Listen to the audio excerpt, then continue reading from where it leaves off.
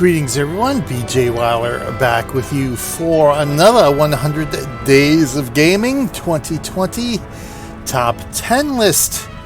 We're beginning our 9th list here, the penultimate list of this year, our 5th year of doing 100 Days of Gaming. This is our top 10 strategy games, and we've got, starting off here at number 10, Dungeons & Dragons Dragonshard. And of course, as always, this is to raise money for the Children's Hospital of Philadelphia.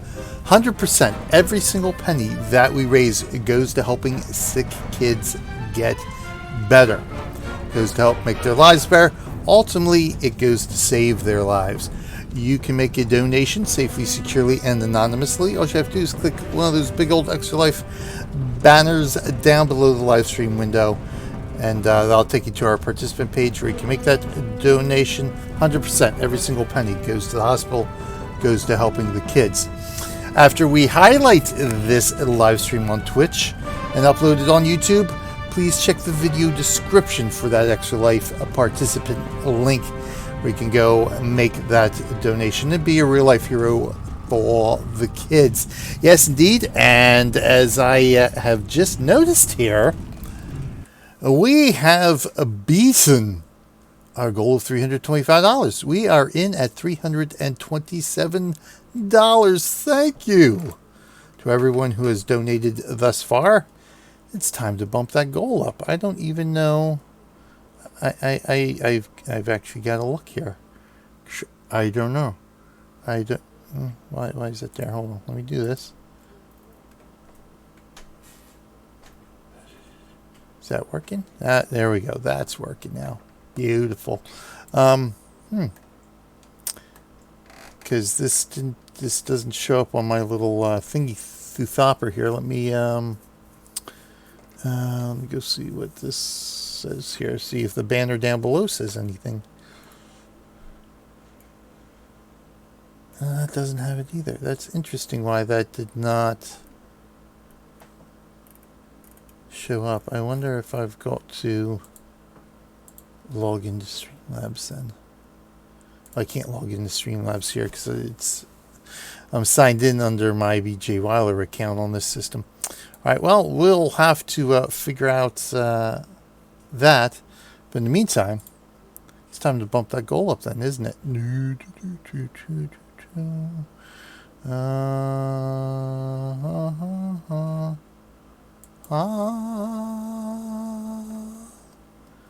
8th year, yes, we are in our 8th year of fundraising for the Children's Hospital of Philadelphia. I'm not. Are you serious? I'm not logged in. There we go. Let's log in, shall we? There we go. Okay. Oh, an anonymous $25. We got a $1 donation from Firebrand a couple of months ago. Of course, that Facebook donation. Wow, was that 80 days ago already? We got that $200. That's amazing. Amazing. So we'll have to thank everybody at some point. We'll have to do that. Indeed. Awesome sauce. Awesome sauce. Anyway, let's bump this goal up.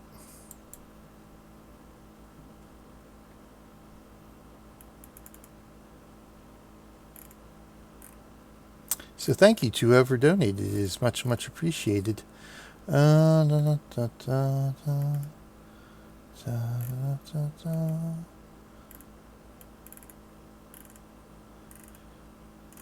Somewhere in here is my ability to change the goal. I think it's here now. Yes, there it is. Let's go. I want to do baby steps this time. We had 327, 330. Let's go 335, 340. Let's go 340. Oh no, not that large. 340. Thank you. All right.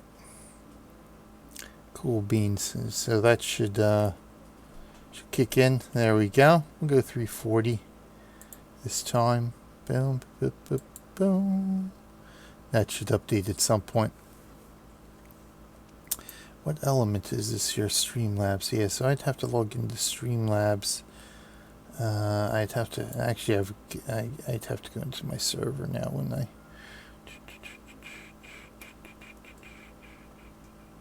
Hate that this thing doesn't always pick up here. Stream elements, Streamlabs. At some point that'll pick up. But in the meantime, I don't want to do too much fooling around here on the back end of stuff. I'll have to remember to do that at some point. There we go. So that goal updated. There we go. Sweet. All right, current goal $340 now. We're only $13 away. Thank you, everyone. Again, who's donated. So yeah, our top 10 strategy games here. This is an interesting list here. Because when I started trying to think of games to put under here, I realized I haven't even played 10. Well, I have played more than 10 strategy games, but a lot of it, again, as happened more than once this year for these top 10 lists. Some of the games that made the top 10 list I've only played for previous 100 days of gaming. Sometimes only one time. And this list certainly no exception. So this list was kind of tough trying to figure out what to put on here besides what did I do? 6? I think I did all 6 Civilization games. Besides making them 6 Civilization games. Where's my notes here?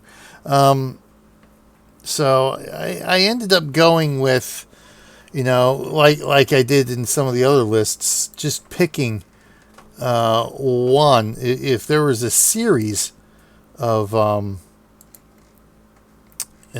games like the Civilizations, I ended up picking just the one that I gravitated to the most.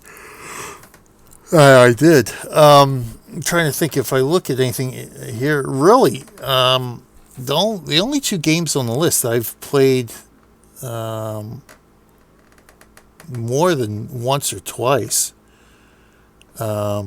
Troy, which is one of the newer ones, obviously just released not too long ago. We're streaming that one currently. Astraeus, one of the indie games. We've played a couple of times, I do believe. I believe I've played Sins of Solar Empire a couple of times. I got that at release and started playing it a little bit. So Sins of the Solar Empire we have done. And then most of the other ones were all for previous 100 days of gaming. The only exceptions being this one right here, Dragonshard, and StarCraft, which we'll be coming up with. And I still haven't decided whether I'm going to do StarCraft 1 or StarCraft 2. Because I've played, I think I tried out each one once many years ago. Let's just say many years ago. Why not? And that was it. Dragonshard I actually have never played. So this will be my first time actually playing Dragonshard, but other than that, it would just be, I'd have to I would really have to throw another Civilization up here, but I wanted to do different games. I did want to do different games, and I've had Dragonshard. I got Dragonshard at release, and I've had it sitting on the shelf, one of those things that I wanted to play, at some point, and it just never got around to it. Well, we're getting around to it today. So yeah, an interesting list of our top 10 favorite games, some of which I've played once years ago, or like this one, never played at all. But yeah, it's it's still going to be considering probably still end up being one of my favorites. Of course, once we get more into the Civilizations, I'm sure like the farming simulators, there'll be more Civilizations on a list like this. Perhaps both StarCrafts will be on the list. Obviously Total War. I've had a lot of the Total Wars You know, I've got the battle chest. I think I've got, you know, up to Medieval 2. I think I've got all the old Total War games. Again, never, you know, I attempted to play Shogun, but could never really get it to run previously. So it's, you know, eventually I'm going to install it on one of my older machines and play the battle chest and that kind of stuff. So it's one of those lists where it was kind of tough trying to figure out, okay, what do I have that we can throw on this list and play, because, you know, just, it's not like I don't like the strategy. I do like it. In fact, you know, I'm enjoying playing Troy. You know, I enjoyed playing Astraeus. I certainly enjoy playing the Civilizations. It's just that it's just one of those genres that I just haven't dedicated a lot of time to, unfortunately.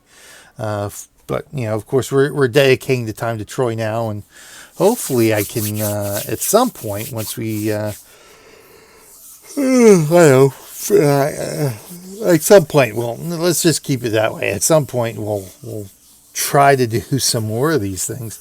But in the meantime, let's go ahead and let's get Dragonshard rocking here. I guess we'll just do story mode. Let's go story mode here. See what we can do here. Campaign tutorial, absolutely tutorial, please. Thank you. We'll probably be doing a lot of tutorials here again. RTS basics, combat, economy, building an army, advanced techniques, quests. Basics here. Well, units that move around the game. Start me up. Greetings, adventurer. Why, thank you. You are about to embark on a dangerous and wonderful journey into the world of Eberron. I, your humble instructor, am here to prepare you for what lies ahead. First, you will learn how to control the game camera. Okay. You can scroll the game camera across the terrain by pressing the arrow keys. Try it now. Not lost it, huh? Good. Scrolling the game camera can be done in other ways as well. If you move your mouse cursor to any edge of the screen, right? Yeah. The game camera That's will why it's scroll mouse in that locked. direction. Try it now.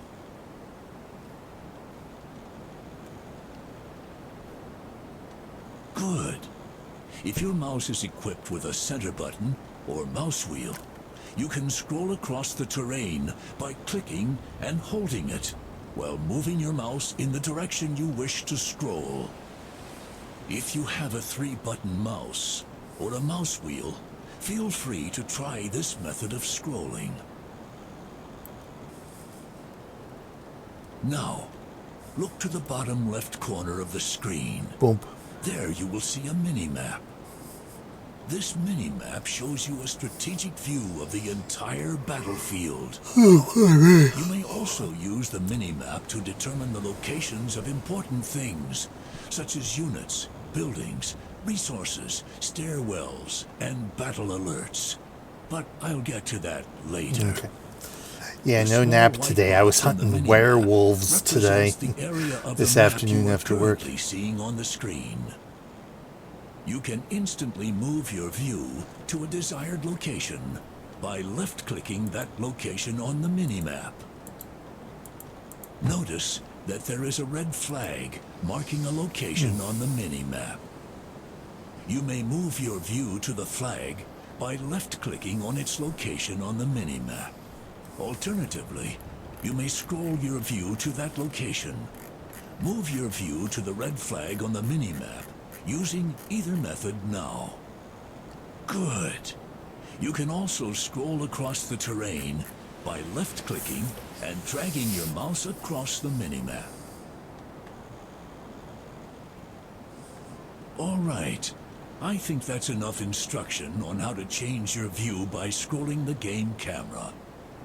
Next, Pretty standard. let us talk about how to select and manipulate your units. This unit is called a barbarian, a devout member of the Order of the Flame. To select a unit, move the cursor over the unit and left-click. Select the barbarian now. What's there to Good. kill? You will notice in the lower right of your screen that a new panel has appeared. This is the Unit Information Panel. It provides the basic information about the unit, such as its name, hit points, and the amount of damage it deals. These attributes will be discussed in greater detail later. Now, you should see a waypoint on the minimap just to the north of the barbarian. To move the barbarian, make sure that he is selected. Then right-click on either the terrain or a location on the minimap to move him to that spot. Move the barbarian to the waypoint now. I was hoping Well you'd say done. that. But one adventurer does not make an army. Now Indeed. we will look at how to manipulate multiple units.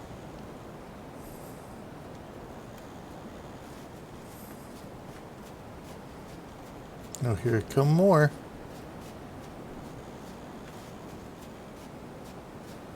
These barbarians are also members of the Order of the Flame and seek to join your forces. To do so, you will need to select all of the barbarians present. To select multiple units, hold down the left mouse button and drag the mouse to create a selection box. Release the left mouse button and all units within this box will be selected. Select all the barbarians now. Point me That's to the battle. right. You may also hold down the Shift key while selecting individual units to add them to your selected group. To save you the trouble of selecting all of these units every time, you can create a control group to select these units with a single button. To create a control group, have all of your barbarians selected, then hold down the control key on your keyboard, and then hit the 1 key. Do so now. Is there blood to shed? To create a control Control 1. group, have all of your barbarians 'Kay. selected, then hold down the control key on your Done. keyboard, and then hit the 1 key. Do so now. Perfect. Now you can select all of your barbarians by pressing the 1 key. Now, you will see another waypoint on your minimap, near a bridge that must be fortified. Okay. Select all of your barbarians and move them to the next waypoint on the minimap. Remember, right-click on the minimap or terrain in order to issue a Oops. command. Select all of your barbarians and move them to the next waypoint on the minimap. Remember, right-click on the minimap or terrain in order to issue a move command. Excellent. The barbarians have reached the bridge and are now ready to defend it. Did you notice how the area was revealed as your units moved forward? This hidden area is known as the Shroud, which keeps areas hidden that you have yet to explore. After you leave an explored area, a fog of war remains, allowing you to see the environment as you left it. Be warned, however, if enemies move into a previously explored area, the fog of war will not be updated with new information until you have revisited that region of the map. Congratulations. Thank you. Completed the first Dragonshard tutorial. Oh, boy. Needless to say, you are showing much promise. Why, thank you. In the next tutorial, you will learn the basics of combat and how to use special abilities. Yeah, I still have I problems with eagerly await RTS your combat return. and turn-based combat. Victory. Okay. Auto resolution I have found to be my best friend. Alright, let's go.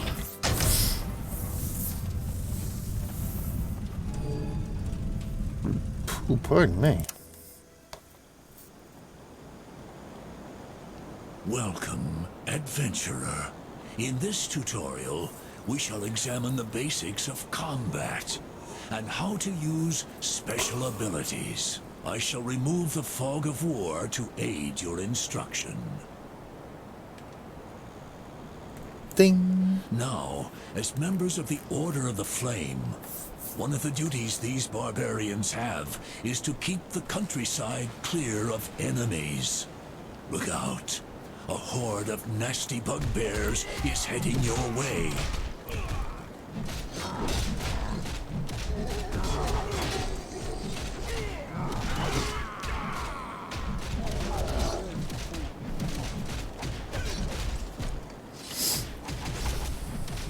Excellent work. Your barbarians are victorious. You may have noticed that your barbarians lost hit points during combat, as indicated by the green bar on the unit information panel. What's there to kill? A unit's hit points refer to the total amount Point of me to the damage they battle. are able to sustain before falling in battle. Over time, a unit's hit points will gradually regenerate. There are also a variety of other ways for units to regain hit points, which we will discuss later.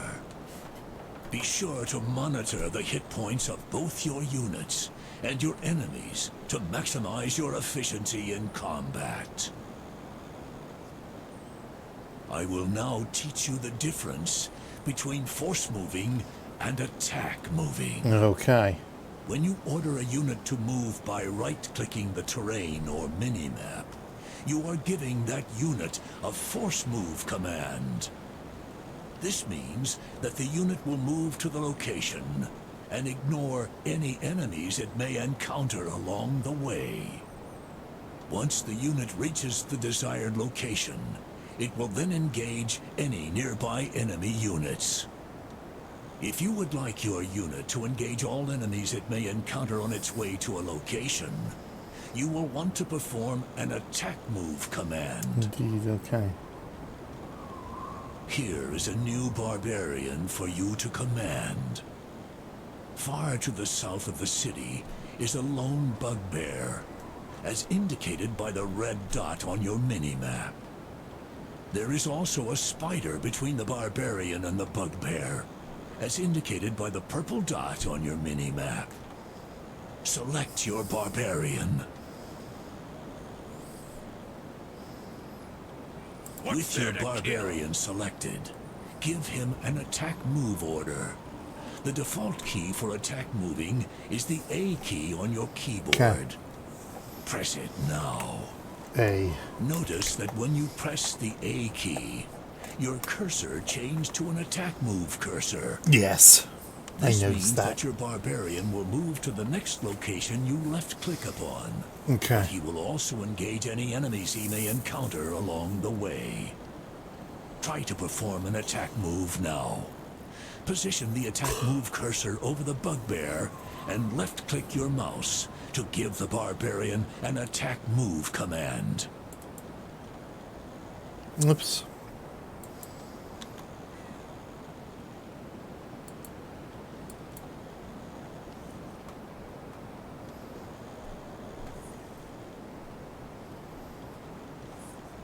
Well done. Okay. Now, watch your barbarian as he makes his way towards the bugbear.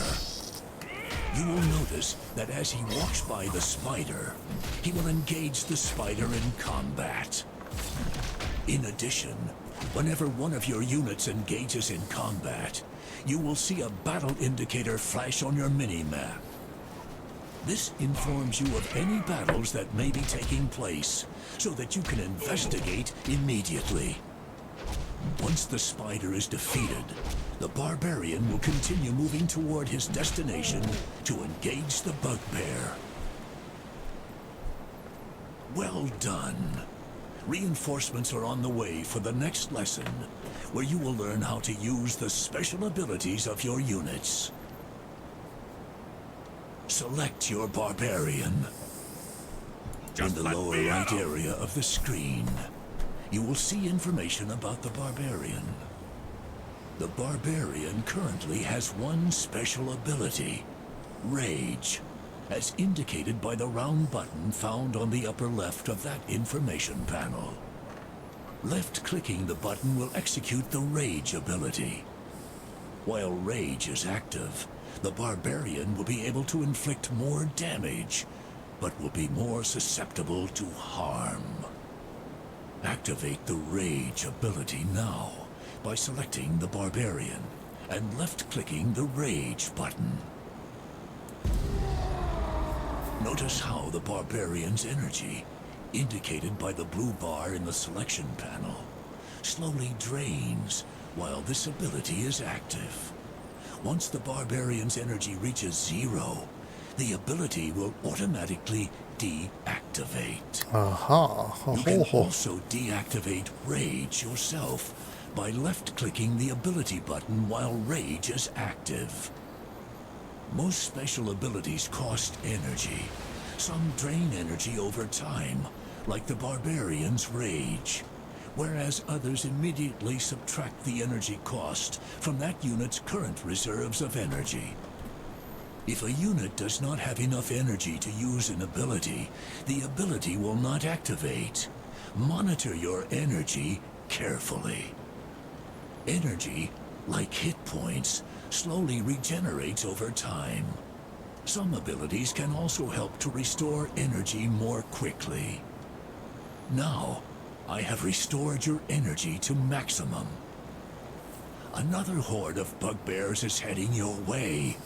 Use the barbarian's Rage ability to help defeat them.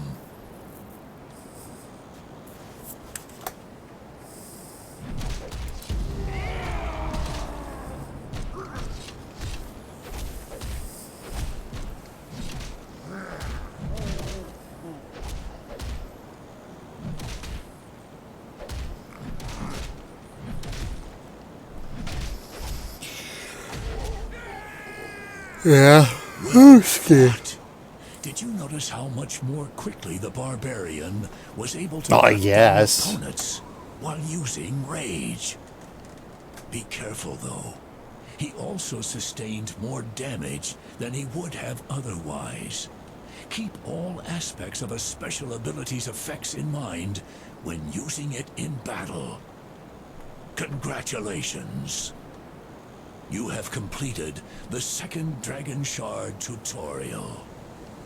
You will no doubt be a fine commander one day. In the next Why, thank you. tutorial, you will learn all about resources and the underworld. I eagerly await your return.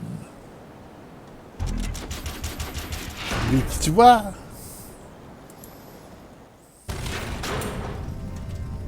The economy.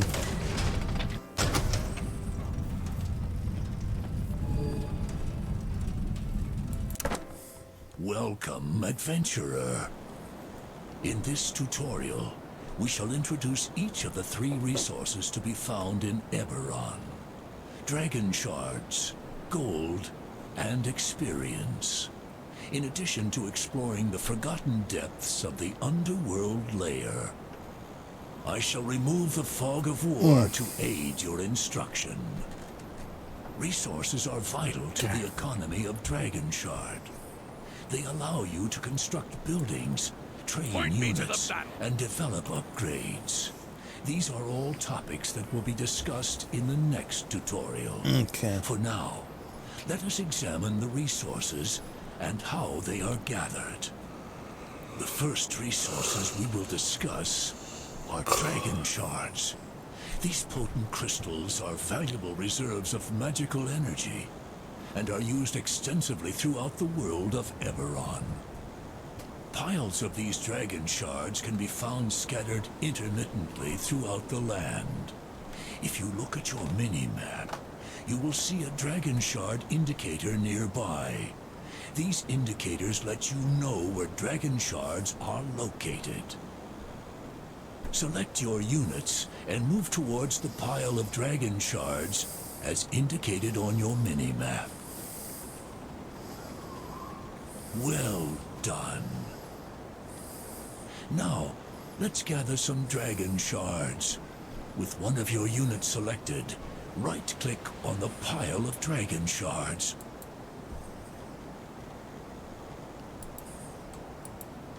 Just let me at him! I was hoping you'd say that! Your units are now gathering dragon shards and adding them to your army's reserves. Hardcore fight! An indicator of your army's current store of dragon shards can be found on the bottom of the screen. Oh, I see it. As you can see, that number will continually increase as long as your units are gathering dragon shards. If you left-click on the pile of dragon shards, you will see how many dragon shards remain within that pile. Once that number reaches 0, the pile will be exhausted, and you must find another. Dragon shards are a self-replenishing resource due to periodic hailstorms known as shardfalls. During these storms, the dragon shards that encircle the world of Eberron come crashing to the ground, providing new shards for you to gather. The next resource we will learn about is gold, which can only be found by delving deep into the underworld. To Kyber. If you look at your mini-map, you will see a marker indicating that a transition is nearby. Transitions are how your units travel between the above and underworld layers. These transitions can range from natural caves to ancient stairwells that descend into the depths below. Select your units and move towards the nearby transition, as indicated on your mini-map. To travel below ground, simply select your units and right-click on the transition, as though you were issuing a normal move order. Try it now. Not a chance. Oh. Well done. You have now entered the underworld, a dangerous realm filled not only with gold, but also the vile creatures that hoard it. You will notice that as soon as you entered the underworld, an additional mini-map appeared next to the old one. Oh, yeah, I got you. Okay. This mini-map functions just like the other one, but it only refers to the underworld layer. Whenever you move all of your selected units between above or below ground, the camera perspective will automatically switch. Okay. Now, back to the reason why we came down into the underworld in the first place. Gold. If you look on your mini-map, you will see an indicator showing that there is gold nearby. Ugh. Move your units toward the gold nearby, as indicated by your mini-map.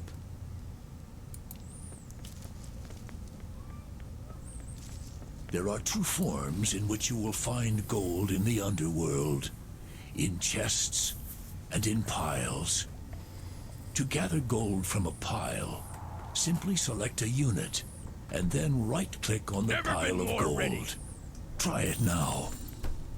Piles of gold are gathered instantly as soon as your unit reaches them. Once the gold has been acquired, the pile will vanish, and the gold indicator on the bottom of your screen will increase accordingly. Now, let's look at chests. Continue further along the path to the next gold indicator on your mini-map.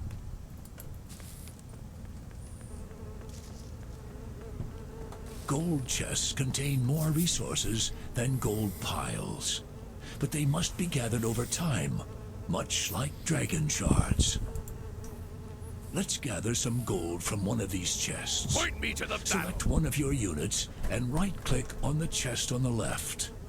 We will address the chest on the right in a moment. As you can see, Your total gold amount gradually increases as long as your units are gathering gold.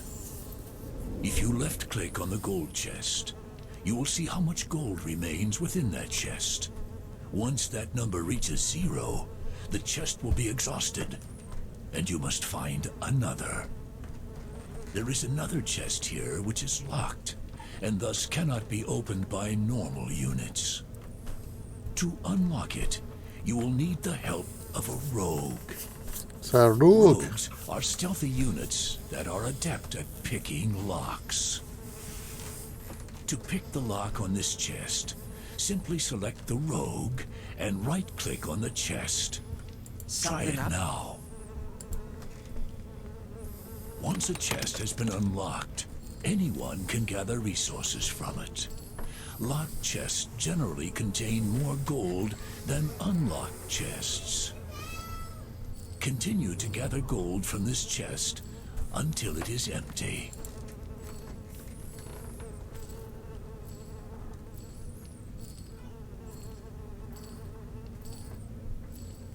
Continue to gather gold from this chest until it is empty. There we go. Excellent. Now we will discuss the final resource, experience. Experience is gained simply by defeating enemy units in battle. Up ahead, some Minotaur have made their lair. Venture further down the path and defeat them in battle to earn experience.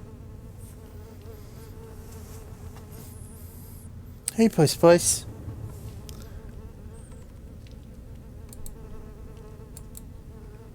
Oops. Yeah?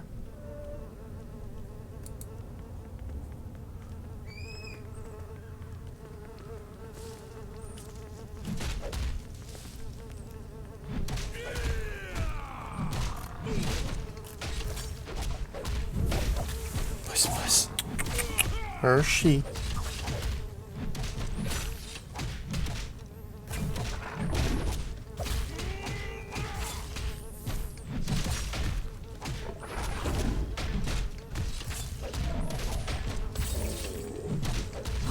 What's there to kill?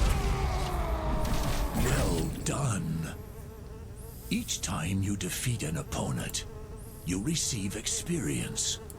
This is recorded next to the Just let XP me at 'em. indicator on the bottom of the screen.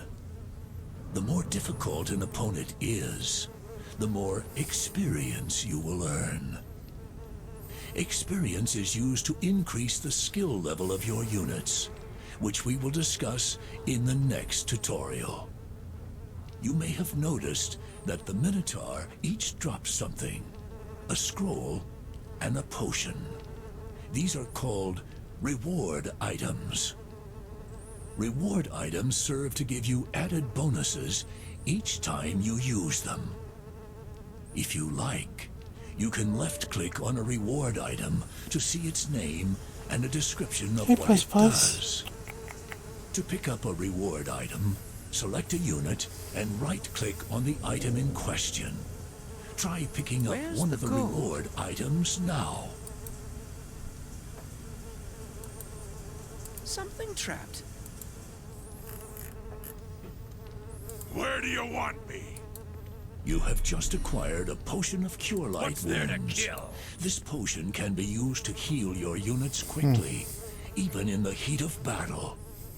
You will notice that as soon as you picked up this item, it was added to your backpack on the right side of the screen.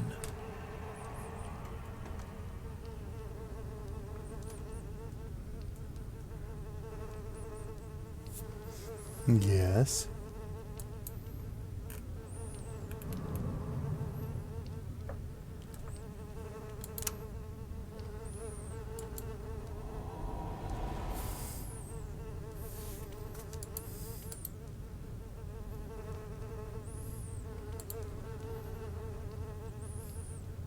Hey.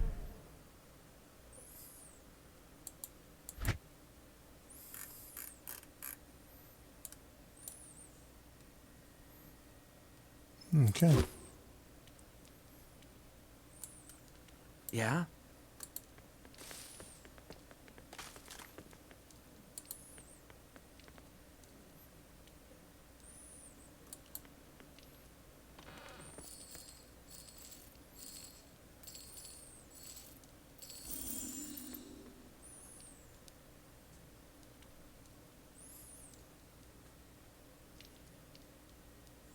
Of course. Now what?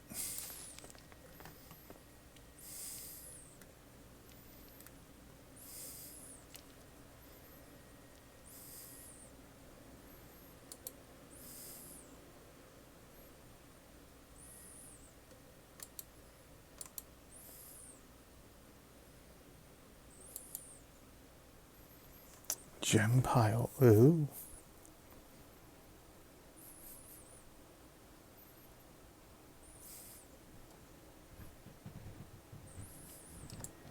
Something up? Yeah. You over here. If you say so. On my way.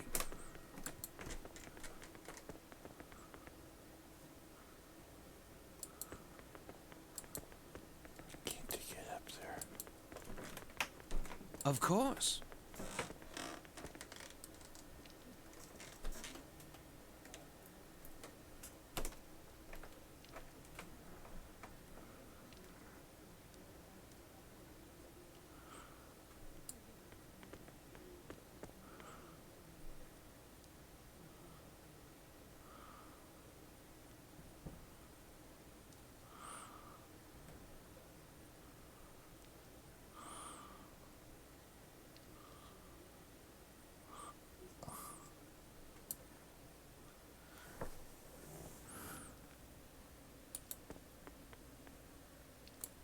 If you say so. Yeah, we'll go up that way. Okay.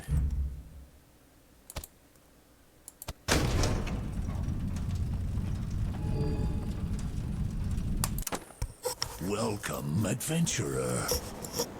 In this tutorial, we shall introduce each of the 3 resources to be found in Eberron. Dragonshards, gold, and experience. In addition to exploring the forgotten depths of the underworld layer. I shall remove the fog of war to aid your instruction. Resources are vital to the economy of Dragonshard. They allow you to construct buildings, train units, and develop upgrades. These are all topics that will be discussed in the next tutorial. For now, let us examine the resources and how they are gathered. Okay. The first resources we will discuss are Dragonshards. These potent crystals are valuable reserves of magical energy and are used extensively throughout the world of Eberron. Piles of these Dragonshards can be found scattered intermittently throughout the land. If you look at your mini-map, you will see a Dragonshard indicator nearby. These indicators let you know where Dragonshards are located. Select your units and move towards the pile of Dragonshards as indicated on your mini-map. Well done. Now, let's gather some Dragonshards. With one of your units selected, right-click on the pile of Dragonshards.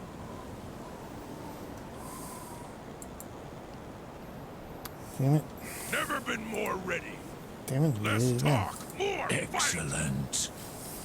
Your units are now gathering Dragonshards and adding them to your army's reserves.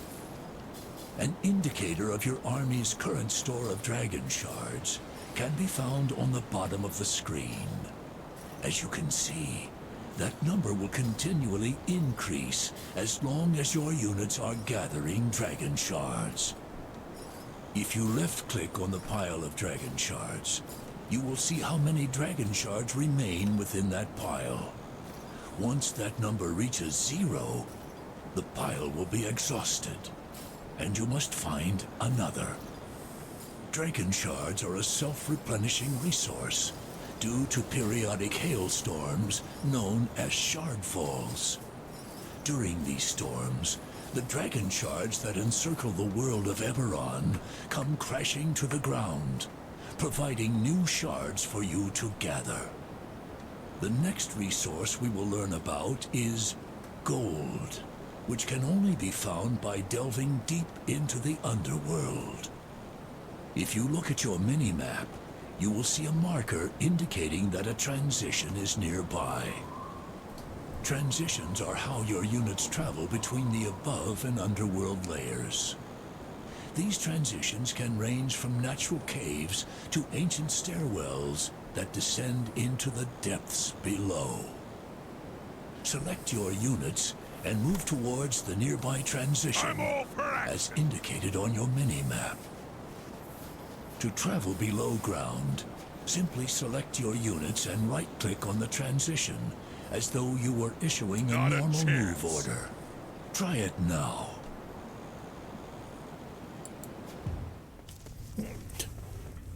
Well done. Thank you. You have now entered the underworld, a dangerous realm filled not only with gold, but also the vile creatures that hoard it. God, I wish I wasn't You so will tired. notice that as soon as you entered the underworld, an additional mini-map appeared next to the old one. This mini-map functions just like the other one, but it only refers to the underworld layer. Whenever you move all of your selected units between above or below ground, the camera perspective will automatically switch. Now, back to the reason why we came down into the underworld in the first place. Gold. If you look on your mini-map, you will see an indicator showing that there is gold nearby. Move your units toward the gold nearby, as indicated by your mini-map. There are two forms in which you will find gold in the underworld: in chests and in piles. To gather gold from a pile, simply select a unit and then right-click on the pile of gold. Try it now. Piles of gold are gathered instantly as soon as your unit reaches them. Just Once let the me at gold 'em. has been acquired, the pile will vanish, and the gold indicator on the bottom of your screen will increase accordingly. Now, let's look at chests. Continue further along the path through the next gold indicator on your mini-map.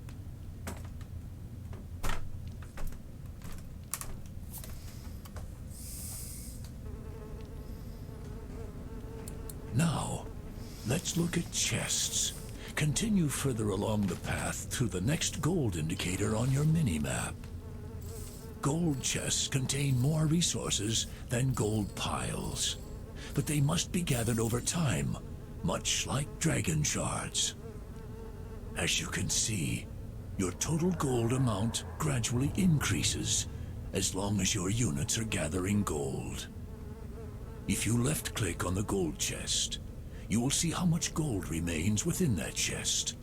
Once that number reaches 0, the chest will be exhausted, and you must find another. There is another chest here which is locked, and thus cannot be opened by normal units. To unlock it, you will need the help of a rogue. Rogues are stealthy units that are adept at picking locks. To pick the lock on this chest, simply select the rogue and right-click on the chest. Try it now. Once a chest has been unlocked, anyone can gather resources from it. Locked chests generally contain more gold than unlocked chests.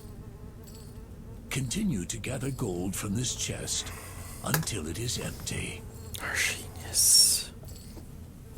Oh, my back. Continue to gather gold from this chest He is. until There we it go. is empty. Excellent. Now we will discuss the final resource. Was this yours? Experience. Experience is gained simply by defeating enemy units in battle. Up ahead, some Minotaur have made their lair. Venture further down the path and defeat them in battle to earn experience. Okay.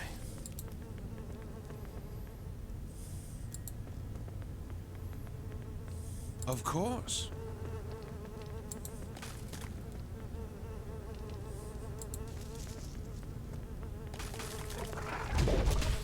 Point me to the battle.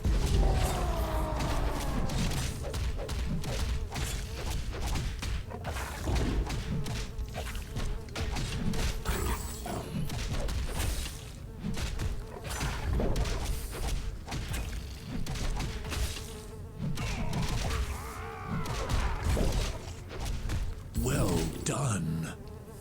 Each time you defeat an opponent, you receive experience. This is recorded next to the XP indicator on the bottom of the screen. The more difficult an opponent is, the more experience you will earn. Experience is used to increase the skill level of your units, which we will discuss in the next tutorial. You may have noticed that the Minotaur each drops something, a scroll and a potion.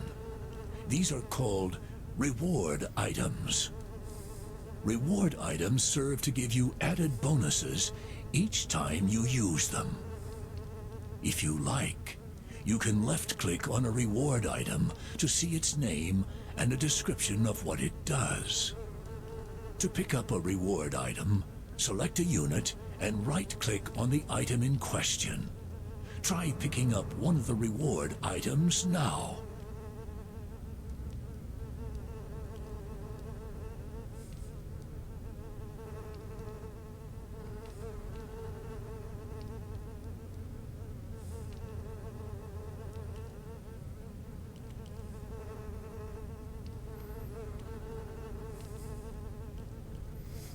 Okay. I missed that last part again. I'm sold. Let's go.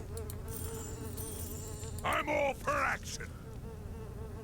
Onward to battle. You have just acquired a potion of Cure Light Wounds. This potion can be used to heal your units quickly, even in the heat of battle. You will notice that as soon as you picked up this item, it was added to your backpack on the right side of the screen. Something locked? Yep.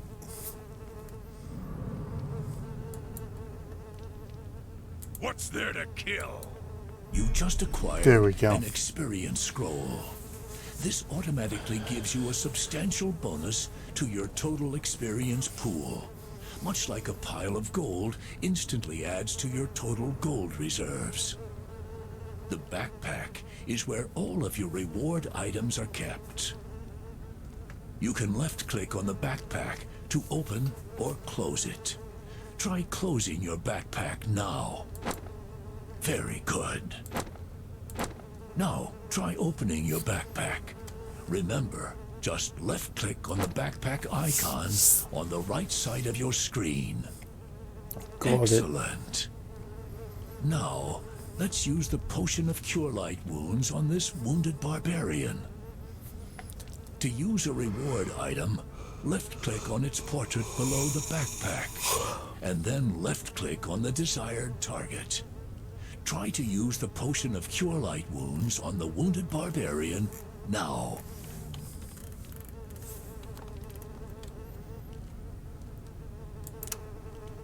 Well done. Note how the barbarian immediately regained a substantial portion of his health.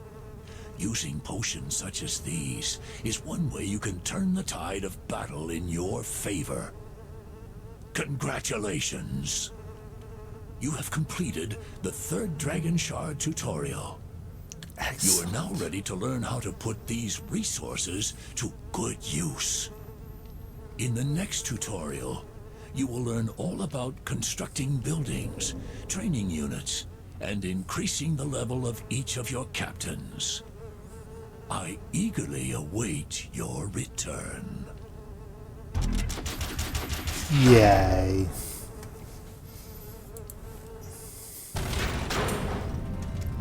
Okay, let's build an army.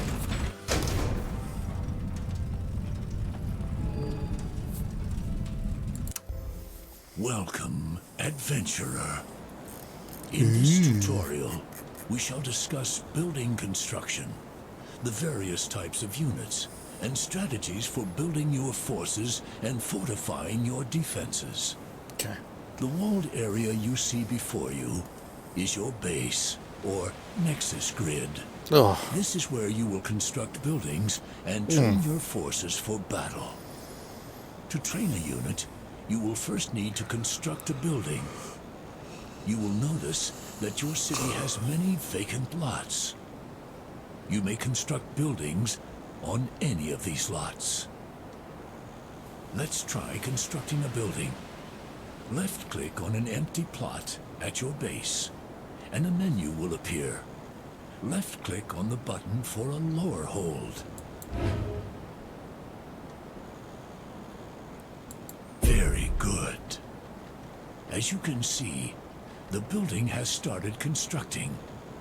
If you select the lower hold while it is under construction, you will see a horizontal bar slowly filling from left to right. This is the building construction progress bar. Once this bar is completely filled, your lower hold will be constructed. Constructing a building costs both gold and dragon shards.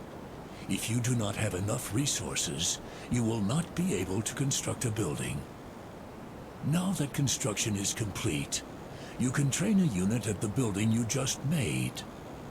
Each building can train one type of unit. The lore hold allows you to train clerics, devout members of the order who are skilled in the arts of healing.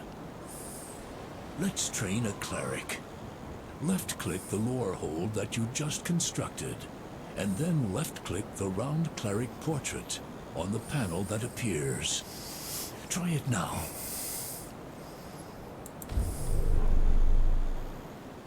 Well done. The lore hold is now training a cleric. If you select the lore hold, you will see a thin bar moving clockwise around the unit portrait. This is the unit training progress bar. Once this bar completes its revolution, your cleric will be produced and ready for action. Well, there she goes. Like buildings, training a unit costs both gold and dragon shards. If you do not have enough resources, you will not be able to train a unit. Excellent. You have just trained your first unit. The cleric is a valuable unit that can use its Cure Light Wounds ability to heal other units on the battlefield. There is a limit on how many captains you can produce. This is called your population. If you look at the bottom of your screen, you will see a small stick figure indicator next to two numbers. Yes. The number on the left indicates the number of captains you currently have in action, whereas the number on the right indicates the total number of captains you can have in action. To increase the value on the left, you simply train more captains. To increase the value on the right, you need to construct more buildings. To the left of the population indicator on the bottom of your screen, you will see another value. This represents your current taxation. Although scouring the underworld is the primary means for gathering gold, you will also receive gold periodically through taxation.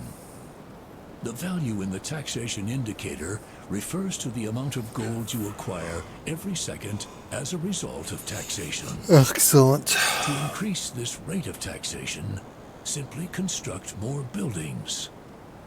While taxation is not a reliable replacement for searching the underworld for gold, it will provide you with a constant supply of gold in times of need, and reward you for building and maintaining a substantial force.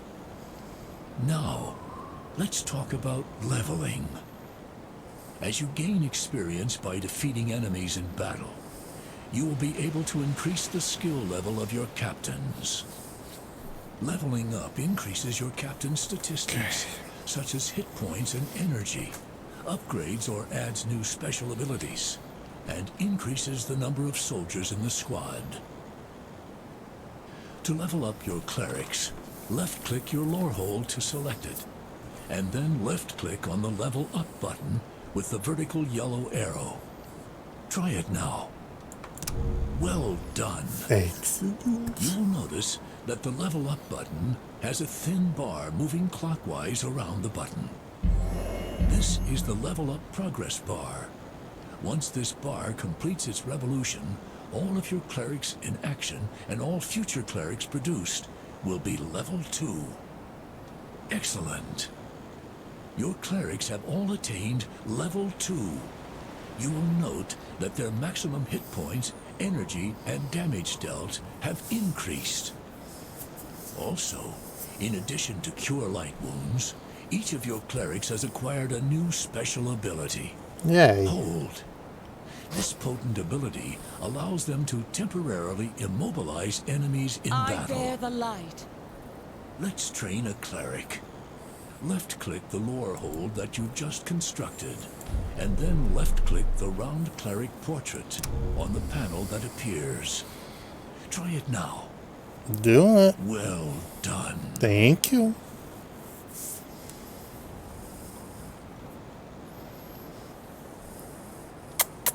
Pss, pss, pss.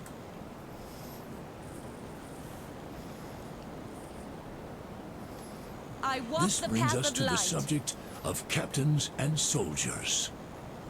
The cleric that you just trained is called a captain. Captains are leaders of your forces and have a number of special abilities at their disposal. The barbarians that you used in previous tutorials were captains as well. Oh, were they? Okay. Once a captain is within range of the Nexus grid, move your mouse over the captain. Notice that it will have an additional progress bar that is slowly increasing. Are there heathens Once about? this progress bar is complete, a soldier will immediately join that captain's squad. If a captain is able to lead more soldiers into battle, the next soldier will begin to be trained just like the last one until the captain's soldier limit has been reached. If you leave the area around your Nexus before a soldier is finished being trained, the training will be cancelled automatically. To train the soldier again, simply move the captain back within range of the Nexus, and the soldier will begin to train once more.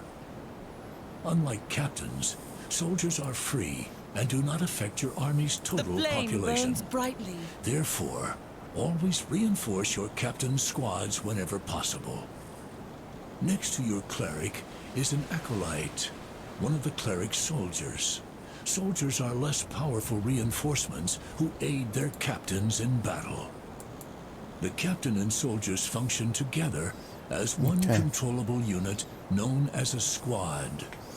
If you left-click on the cleric or the acolyte, you will select both units because they are members of the same squad.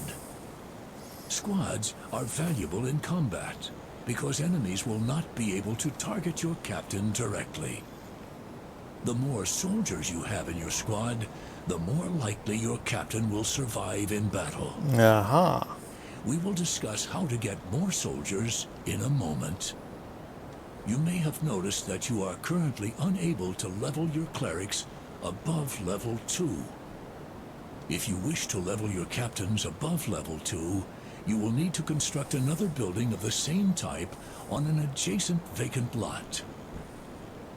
Build another lore hold next to your existing one. To do so, left-click on one of the vacant lots and left-click on the lore hold button from the menu that appears. Try it now. There we go. Well done. You will need to construct another adjacent building for each subsequent level desired. For example, to unlock level 4, you would need 3 adjacent buildings, and to unlock the maximum level 5, you would need to build 4 adjacent buildings, filling an entire block. This is a significant investment, but with each additional level, your Are there captains heathens become about? substantially more powerful. At level 5, your captains gain their final ultimate special ability. This ability is extremely potent and can change the course of an entire war. Really? For example, at level 5, your clerics gain the ability to resurrect a fallen ally restoring it to combat effectiveness immediately. Now that your second lore hold has finished constructing, select either of the two lore holds. You will see that the level up button is no longer grayed out. Level up your clerics to level 3. To do so, select one of the two lore hold buildings and left-click on the level up button. Does someone need aid?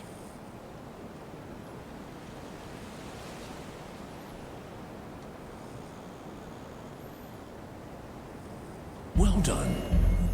Your clerics are now level 3. In addition to better statistics and the ability to add one more soldier to their squads, your cleric's Cure Light Wounds ability has been upgraded to Cure Critical Wounds, allowing them to heal much more damage. Each captain offers something special to your forces. Experiment with different combinations of captains to develop your own unique army. With the bulk of your army well in hand, let us now discuss the powerful units that will lead your army into battle.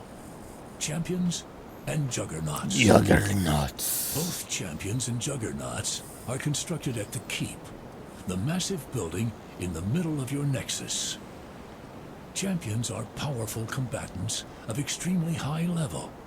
As such, they have immense power and are expensive to train, and there can be only one at any given time. Let's train one of these champions, Lady Marin, the virtuous paladin who serves as leader of the Order of the Flame. To train Lady Marin, select your Keep in the center of your nexus. Then left-click on Lady Marin's portrait on the left side of the panel that appears. Try it now. Excellent. The Keep is now training Lady Marin. If you select the Keep, you will see a thin bar moving clockwise around the unit portrait. Ah, there it is, yes. This unit training bar functions in the same way as it did for captains. Once this bar completes its revolution, Lady Marin will be ready for action. Wait until Lady Marin has finished training.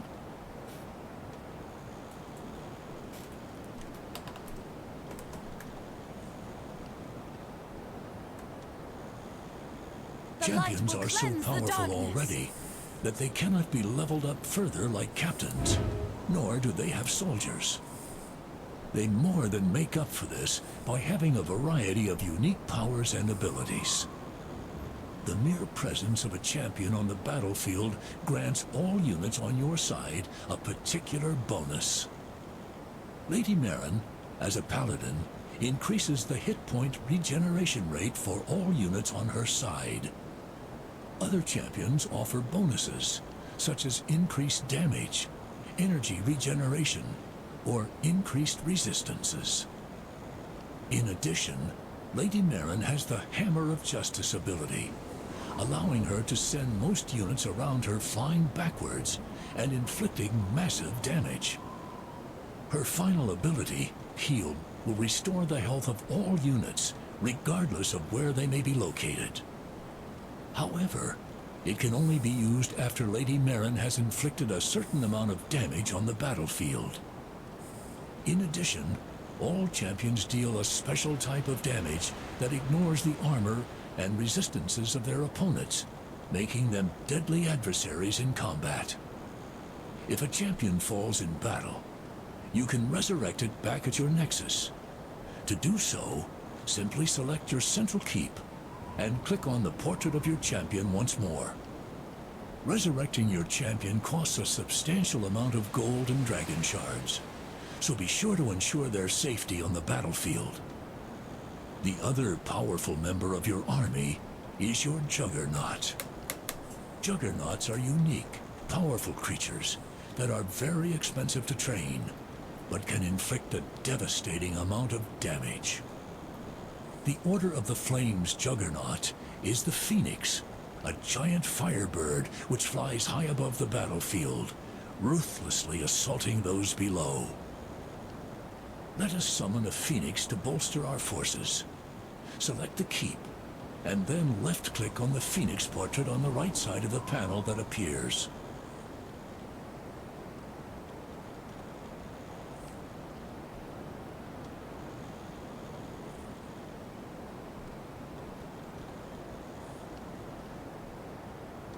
Let us summon a Phoenix to bolster our forces.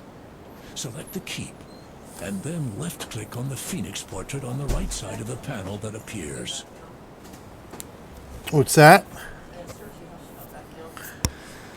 Dad came down again. I guess he left the door open. Does she really? Let us How summon often the have you Phoenix interacted to with bolster her? our forces.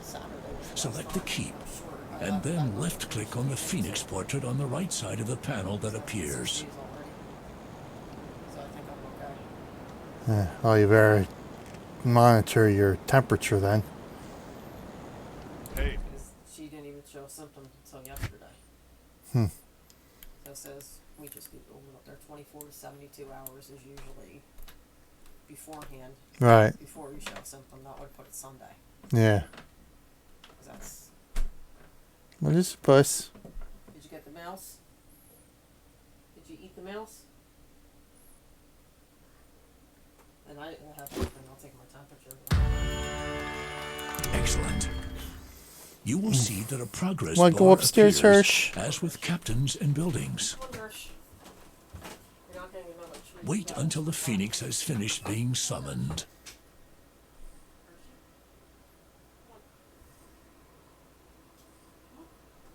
You're gonna have to get the treats.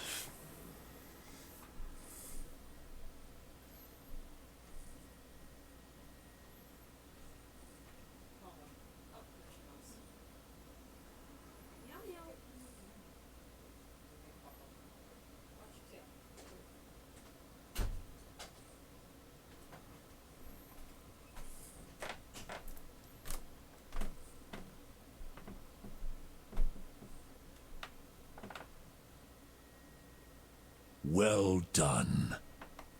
You have successfully summoned the Phoenix. The Phoenix has a number of special abilities that allow it to wreak havoc on the battlefield. Experiment with your units to find the best use for their abilities. Like champions, juggernauts are so powerful that they do not level up.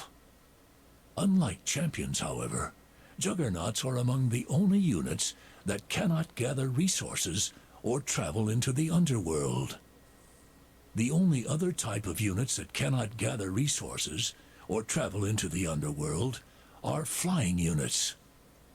The Phoenix is one example of a flying unit, but there are also captains who are flying units. For example, this is the There Flame they are. Archon, a flying captain who serves the Order of the Flame. Flying units have a number of unique advantages over normal ground units. Flying units can travel over areas that ground units cannot, and can only be attacked by ranged units or other flying units. However, as mentioned before, flying units cannot gather resources or travel into the underworld. As such, be careful when selecting which units to construct. If you only create flying units, you will be unable to gather resources. Now, we shall discuss Nexus monuments. In addition to constructing buildings for unit production on vacant lots, you can also construct Nexus monuments. While Nexus monuments do not produce units, they provide a substantial bonus to any units produced from adjacent buildings. The Order has several Nexus monuments. Let's try constructing one. To construct a Nexus monument, select a vacant lot next to one of your existing buildings. Then select the Monument of Vitality inside the building selection ring that appears. Try it now.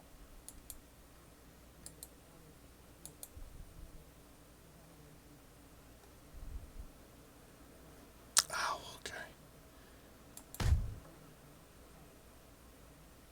To construct a Nexus monument, select a vacant lot next to one of your existing buildings. Then select the Monument of Vitality inside the building selection ring that appears. Try it now. There we go. All right. Well done. I'm not paying it total attention to what he's telling me to do.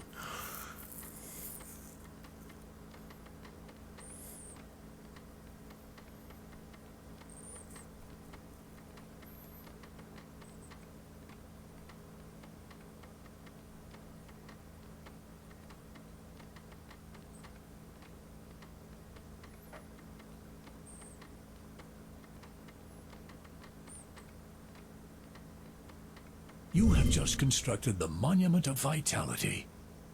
This monument increases the maximum hit points of all the unit types produced at adjacent buildings.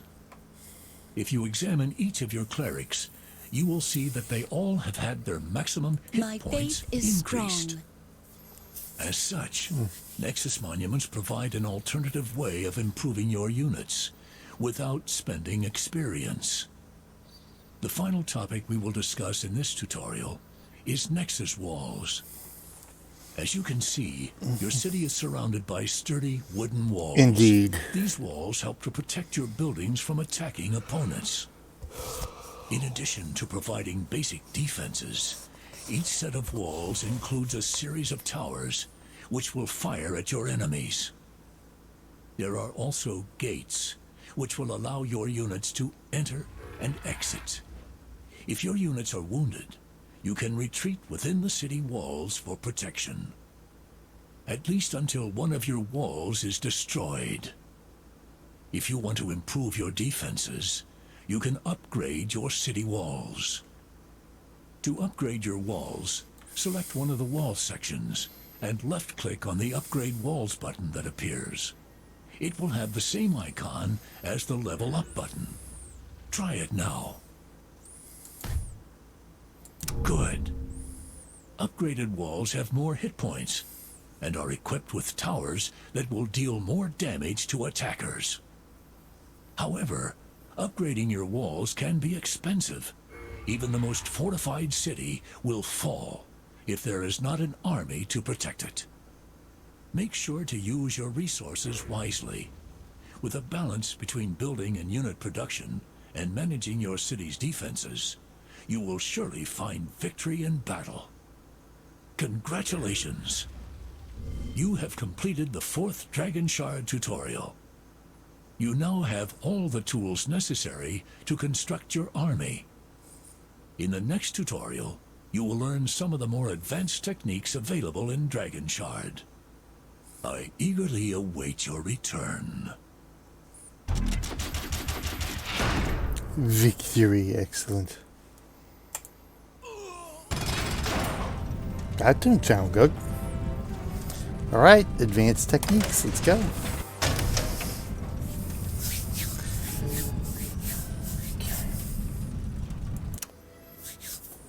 Welcome, adventurer. In this tutorial, we shall discuss a variety of advanced systems and techniques. Oh boy, The now it topics gets will vary, complex. so be prepared to jump around to a number of different topics. I shall remove the fog of war to aid your instruction. Excuse me.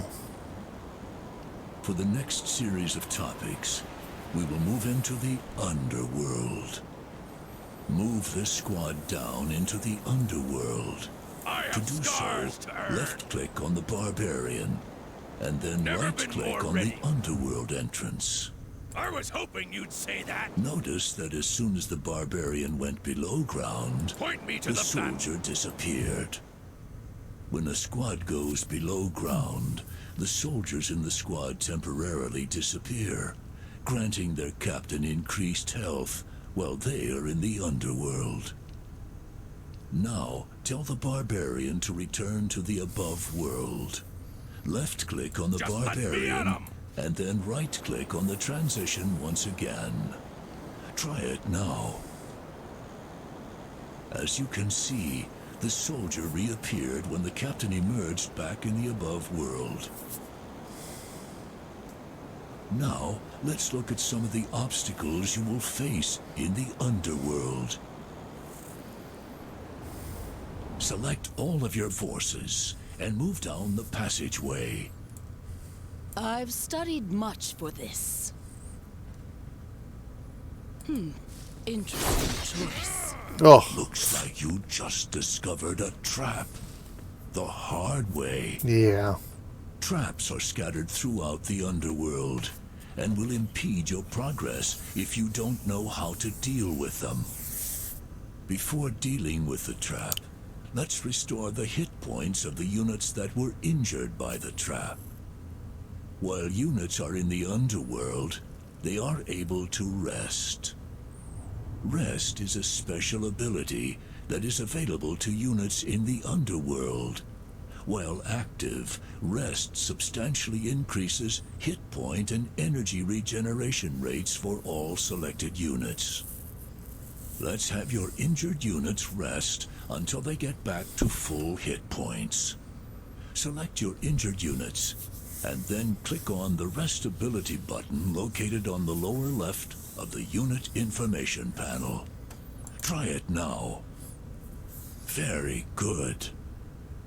The only downside of the Rest Ability is that it will render your units more susceptible to attack. Now, let's find a way past this trap. In addition to picking locks on chests, rogues are also able to disarm any traps you may come across. You will notice that if you move the rogue close to the trapped area will become highlighted in red. This means that the trap is still active and will harm anyone who steps on it. Now, let's disarm the trap. Select the rogue and then right-click on the trapped area. Try it now. Good. Once the rogue is finished disarming the trapped area will turn green. This means that the trap has been disarmed and it is safe to pass. Now move further down the passageway to find another common underworld feature. The lizard war totem up ahead that is guarded by bugbears is called a place of power. It grants Magic is more additional than attack simple damage to the tricks. units that have claimed it. Defeat the bugbears and claim this place of power as your own.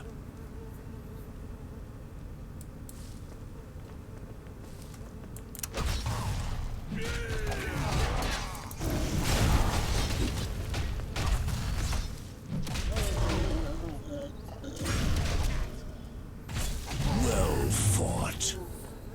Now that you control the place of power, all nearby units will receive a bonus to their attack damage. There are a wide variety of places of power, each of which provides a different benefit. Claim these as you find them to turn the tide of battle in your favor. Now we will return to the above world to discuss some advanced city techniques. This is a Nexus well. Each one of these wells represents an area where either a main or expansion base can be built. You will notice that there is a Nexus indicator on your mini-map. This means that there is a Nexus well nearby. This well happens to be for an expansion base. Expansion bases are just like main Nexus bases, except they only have 4 vacant lots and no central keep. Let's construct an expansion base now. Select your barbarian, and then left-click on the well. Then left-click on the expansion button on the panel that appears. Just Try let it me at now. 'em. Good. You have just constructed an expansion base. Woot. You can use expansion bases to construct buildings that won't fit at your main base, or simply to reinforce your captains with soldiers when they fall in battle. Now we will look at some other actions that you can perform on buildings. This lore hold has been heavily damaged and is in dire need of repair. Let's repair the lore hold. To do so, left-click on the building to select it. Then select the Repair Structure button on the right side of the panel that appears. Try it now. Very good. As you can see, the hit point bar for the building slowly increases over time while it is being repaired. Note that as the building is being repaired, gold and dragon shards are constantly being drained from your resources. Be careful to monitor your resources to make sure that you don't run out at inopportune times. If you find yourself short on gold or dragon shards, you can always sacrifice one of your buildings to reacquire a percentage of the cost of that building. Let's sacrifice our lore hold in order to salvage some resources. To do so, left-click on the lore hold to select it. Then left-click on the Destroy button on the panel that appears. Finally, click on the check mark that appears. Try it now.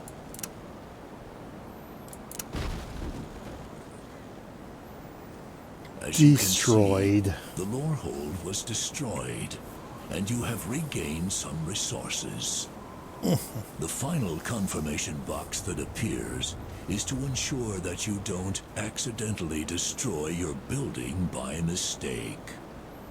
If you wish to cancel a destroy order, simply left-click the X button when the panel appears.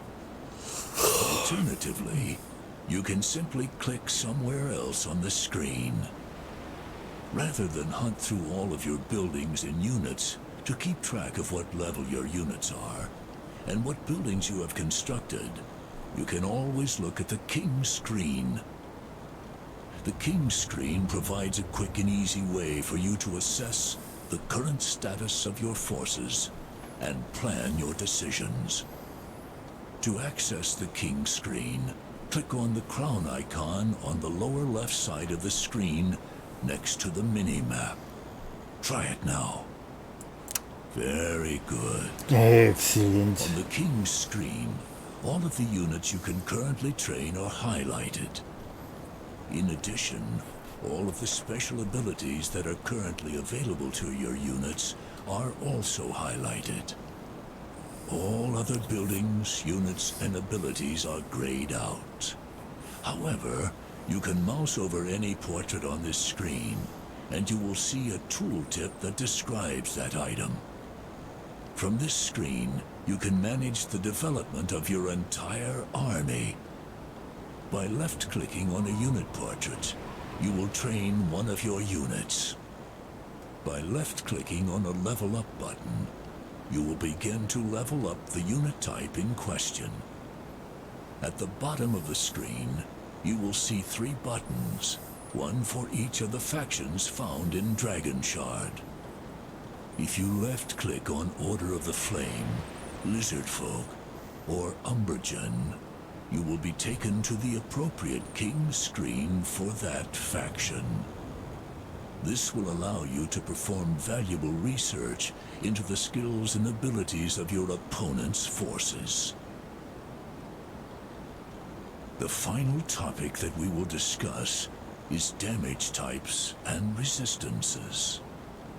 Damage types and resistances dictate how successful one unit will be against another. As you may have noticed, each unit has a particular damage type, as indicated by the damage icon in the unit information panel. There are 4 main damage types: physical, fire, spell, and poison. Similarly, there are 4 resistances: damage reduction, fire resistance, spell resistance, and poison resistance. To indicate how damage types and resistances work, let's use an example. First, let's see how much damage our sorcerer can inflict, and what damage type she uses. To see how much damage a unit can deal, simply select the unit and look at the unit information panel. Select the sorcerer now.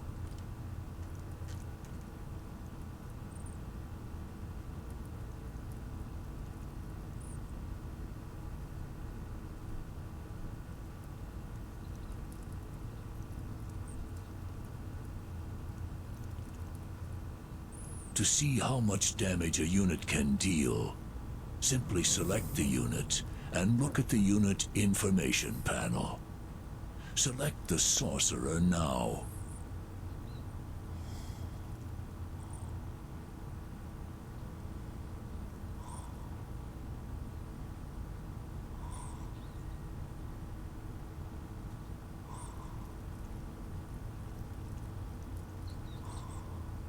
To see how much damage a unit can deal, simply select the unit and look at the unit information panel.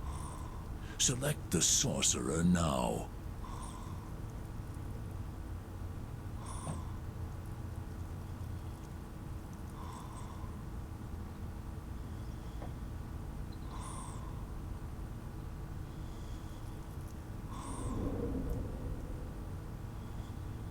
To see how much damage a unit can deal, simply select the unit and look at the unit information panel. Select the sorcerer now.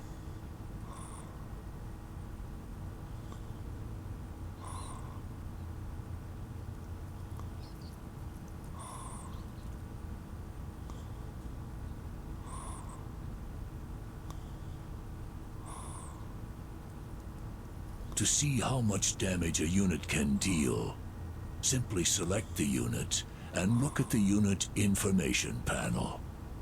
Select the sorcerer now.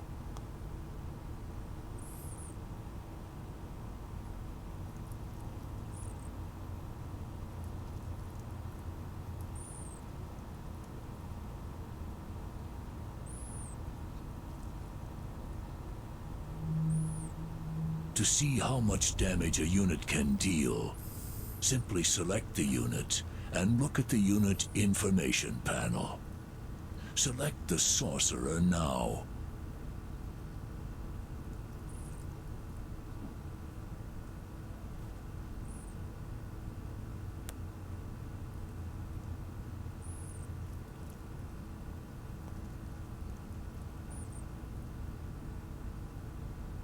To see how much damage a unit can deal, simply select the unit and look at the unit information panel. Select the sorcerer now.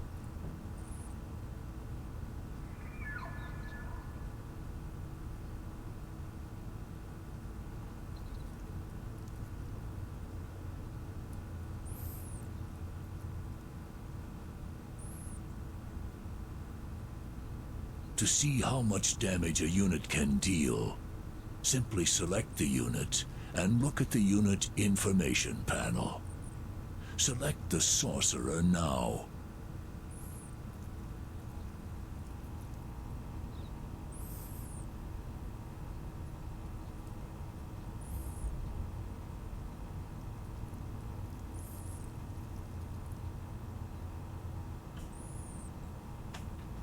To see how much damage a unit can deal, simply select the unit and look at the unit information panel. Select the sorcerer now.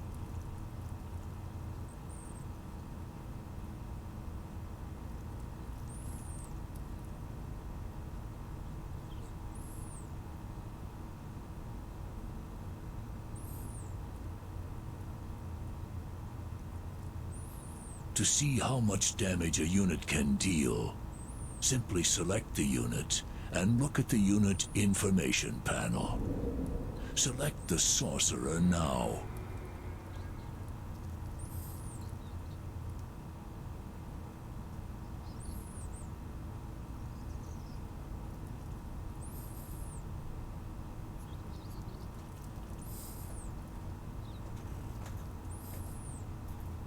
To see how much damage a unit can deal, simply select the unit and look at the unit information panel. Select the sorcerer now.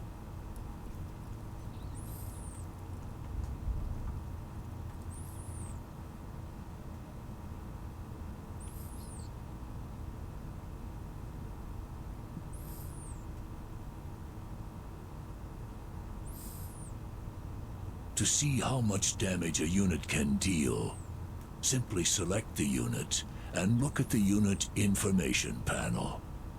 Select the sorcerer now.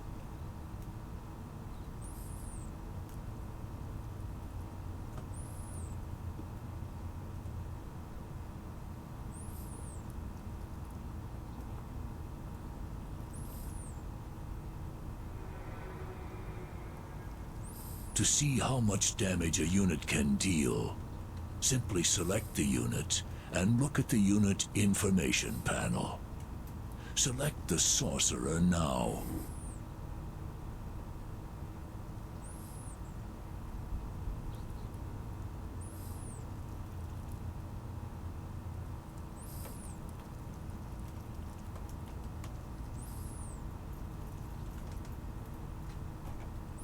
To see how much damage a unit can deal, simply select the unit and look at the unit information panel. Select the sorcerer now.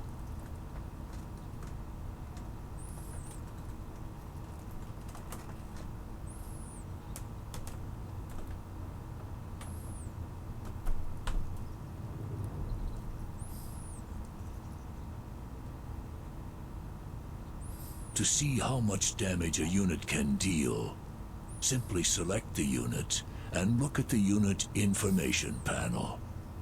Select the sorcerer now.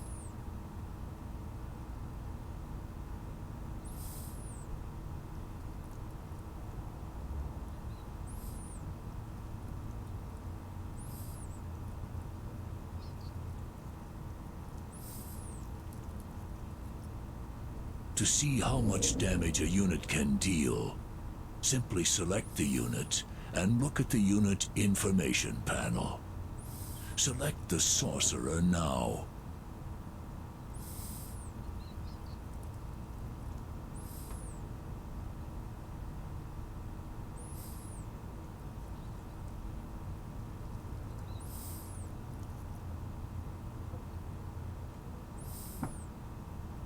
To see how much damage a unit can deal, simply select the unit and look at the unit information panel.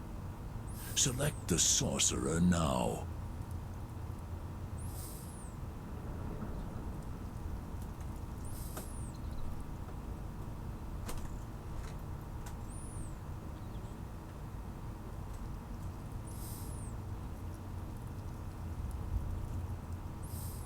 To see how much damage a unit can deal, simply select the unit and look at the unit information panel. Select the sorcerer now.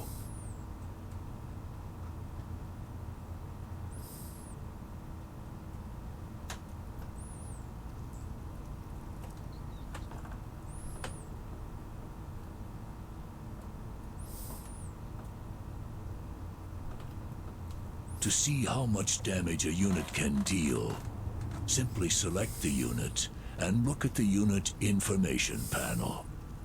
Select the sorcerer now.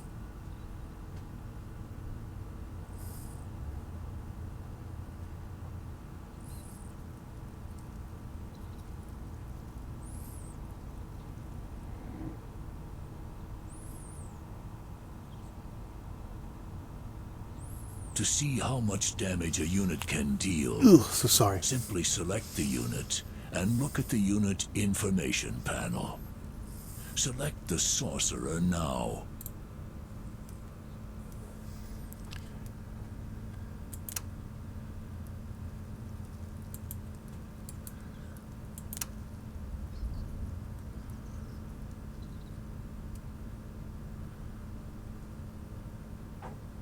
To see how much damage a unit can deal, simply select the unit and look at the unit information panel. Select the sorcerer now. I know there more we go. Note the than you fire think. icon and Yes. the 100 beside it. This indicates that the sorcerer does 100 fire damage with every attack. Now, let's bring out her opponent. To see a unit's resistances, simply select the unit and look at the unit details panel. Select the bugbear now. As you can see, the bugbear's greatest weakness is fire. This does not bode well for him. To see a full breakdown of his resistances, hover your cursor over the resistances icon. This will show the bugbear's full array of resistances. Since the bugbear's fire resistance is 0, it will take full damage from the sorcerer's attack. Given that the bugbear has only 100 hit points, guess what will happen when the sorcerer attacks? Insta-kill. Attack the bugbear with your sorcerer.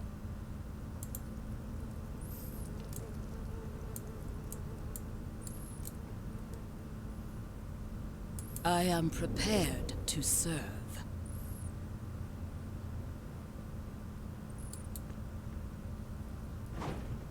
Didn't stand a chance. Because the bugbear's fire resistance was 0, he absorbed all 100 of the sorcerer's fire damage.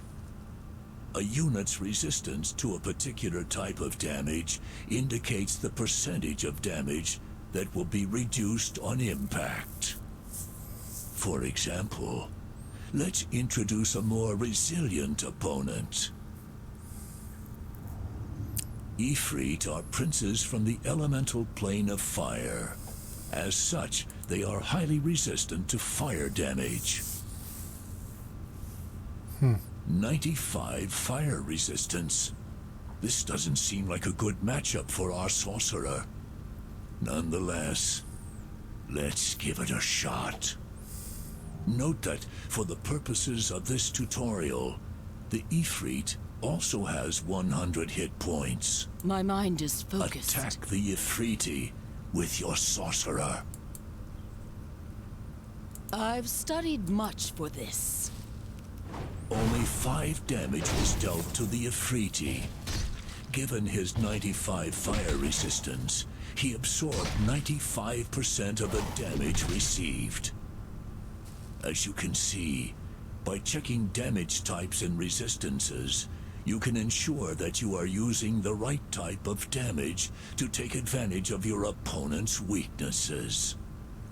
Champions and monsters are unique in that they deal a special type of damage that ignores the armor and resistances of their opponents, making them deadly adversaries in combat. Congratulations. You have completed the 5th Dragonshard tutorial.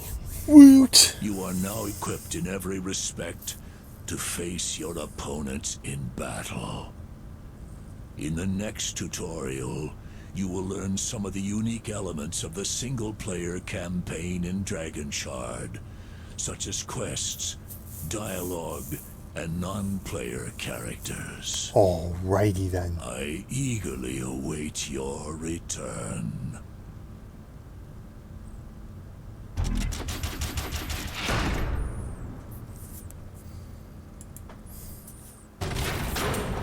Alright, here we go.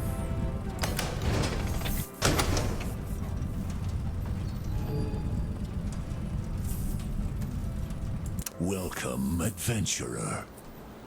In this tutorial, we shall discuss some of the unique gameplay elements found in the single-player campaigns, such as quests, dialogue, and non-player characters. In the single-player campaign, you are on a quest with the Order of the Flame to claim the heart of Sybaris, a massive dragon shard in the center of the forgotten land of Zendrik. In the process, you will run into a variety of characters who will guide you in your journey and ask you for assistance along the way. These people are called non-player characters, or NPCs. They can often be identified by an exclamation point or speech bubble above their heads, indicating that they wish to speak with you. Travel to the north, and you will come across just such an NPC. We mustn't lose hope. Ah, there he is. The very important man. As you can see, he has a dialogue bubble above his head. That means he wishes to speak with you. To speak to him, simply right-click on the unit you wish to speak to. Try it now.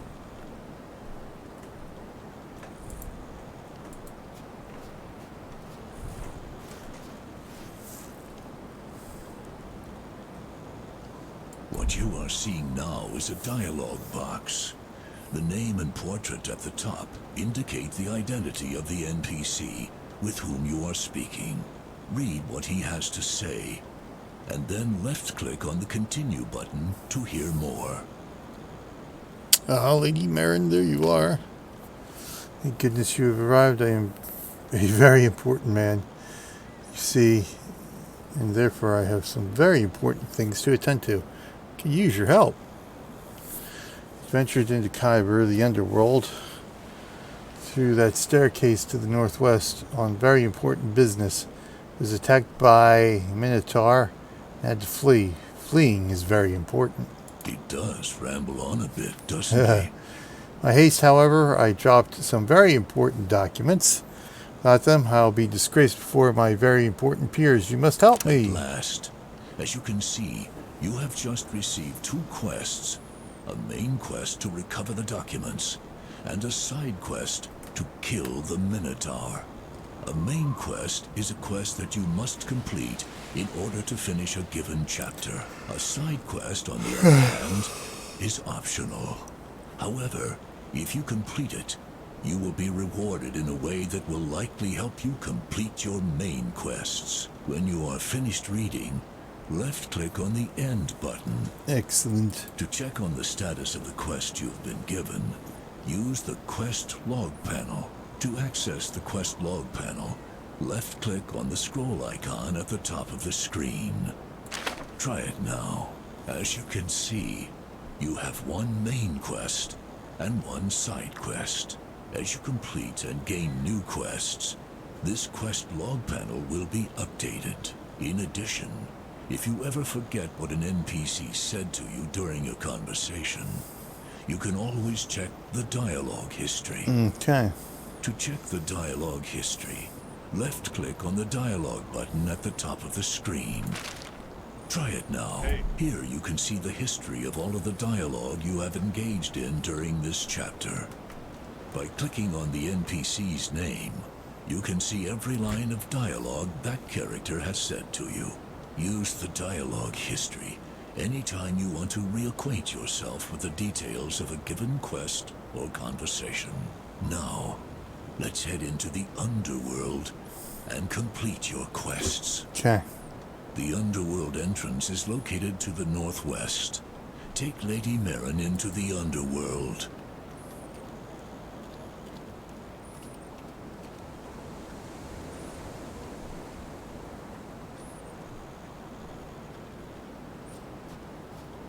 I have faith in this plan. Excellent. Now, head down the passage to find those Minotaur. As you can see, I would have picked there is this a way red too. flag on your mini-map. This indicates I a key believe you are location right. for a main quest. Move Follow the Lady light. Marin to where the marker is on your mini-map. You have received a hint. So...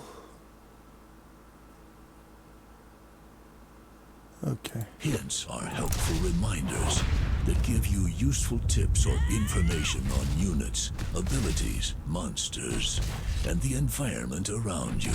While a hint is displayed, the rest of the game is suspended, so there is no need to worry about Lady Marin dying in combat without you. By default, hints automatically pop up to ensure that you don't miss them. If you would rather they would not, simply click the Disable Pop-Ups box in the lower right of the hint screen. When you are done reading the hint, simply click on the hint button on the top of the screen to return to the action.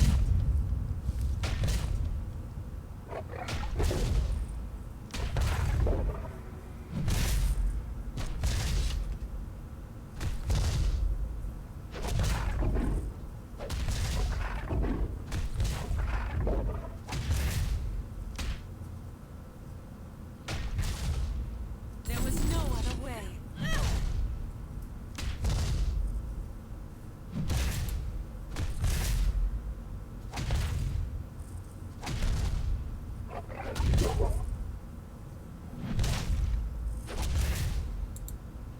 The flame guides us.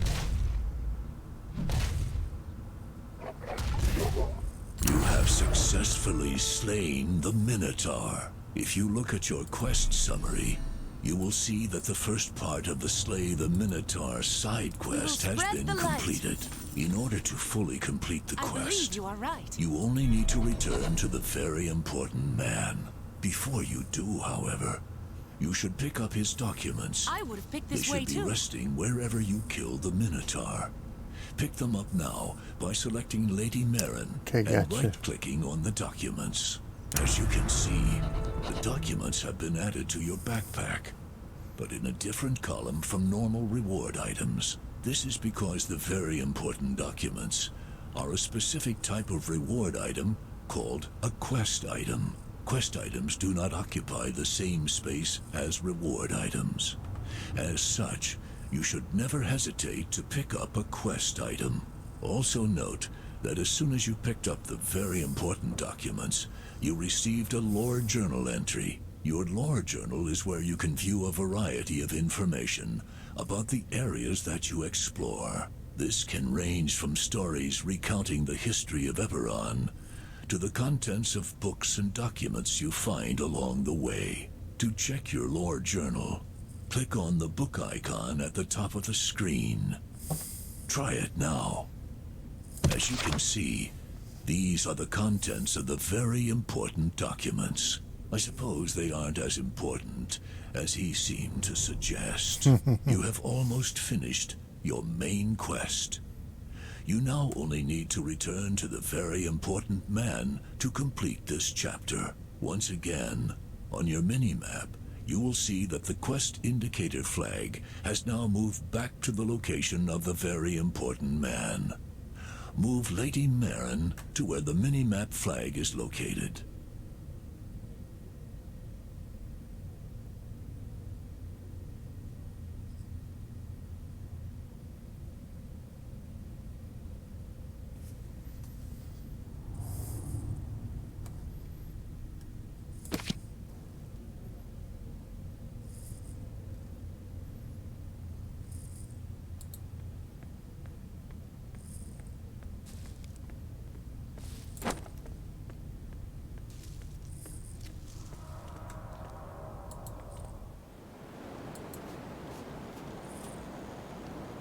The flame guides my path.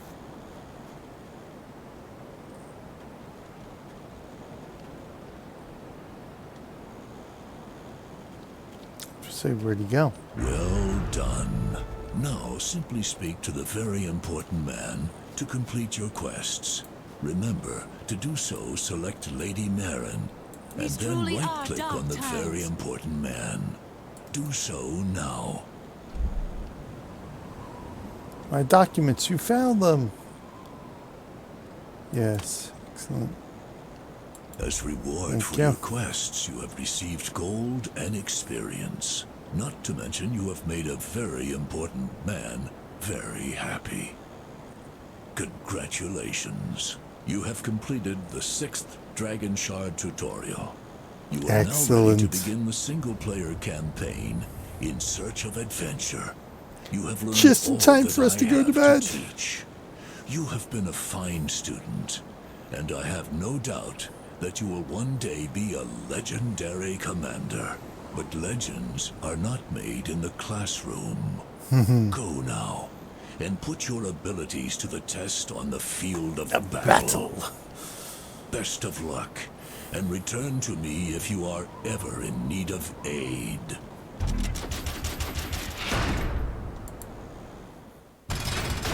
Excellent.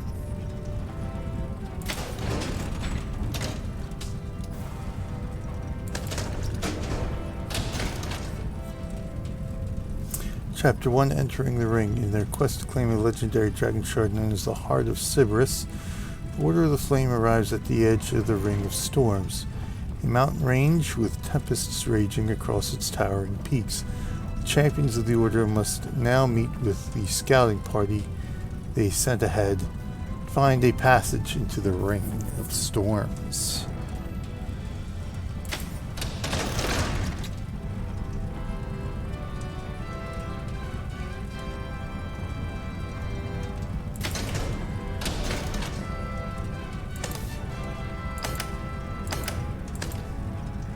Go easy, shall we?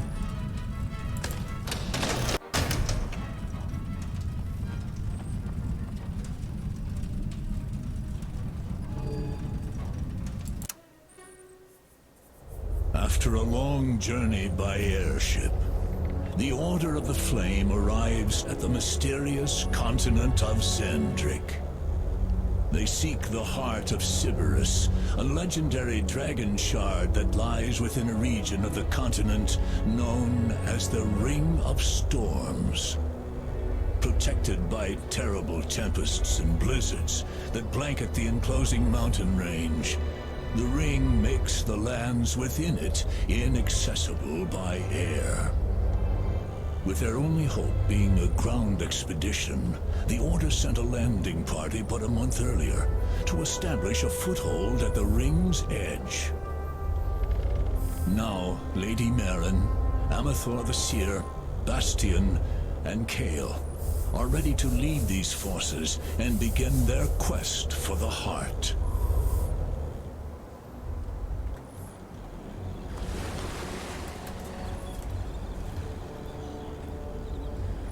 We're finally here. The Ring of Storms. Quickly, which way to our base camp? Not even 5 minutes off the ship and she's ready to go. Milady, the base camp should be just to the north. I have a strange feeling. Something is not right here. Why is no one here to meet us? There's only one way to find out. Agreed. Let's head north. Choose your champion. Lady Maren. If there's gold, I'm in. Kale.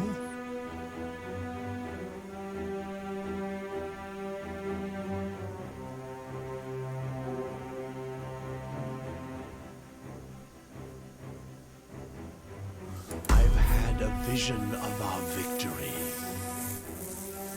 Spell. I will crush our enemies. If there's gold, Alright, let's do this. Let's do Kale.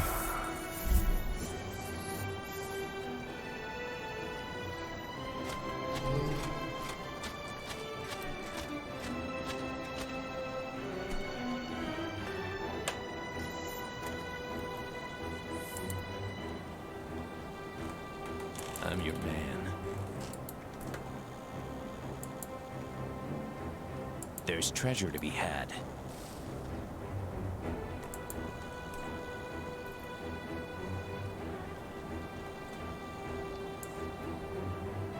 What's in it for me?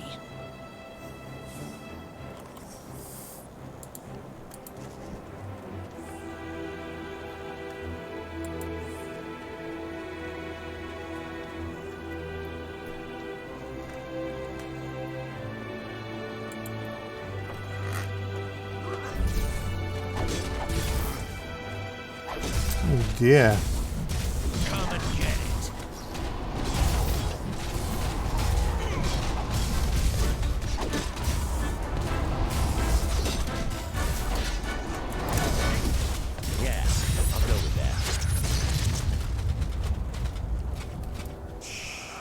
moving along.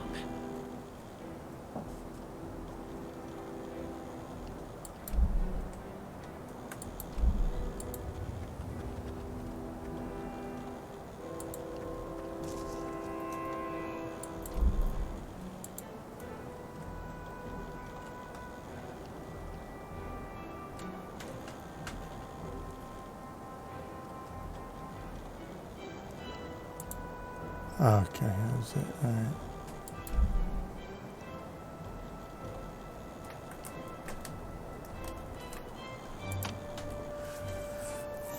The rest of the camp restricted barricade if it's north. Okay. Yada. Okay. You have received a new objective. Excellent.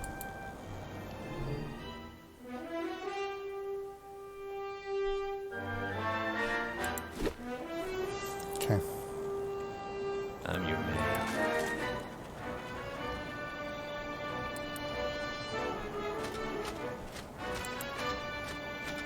I've got a bad feeling about this.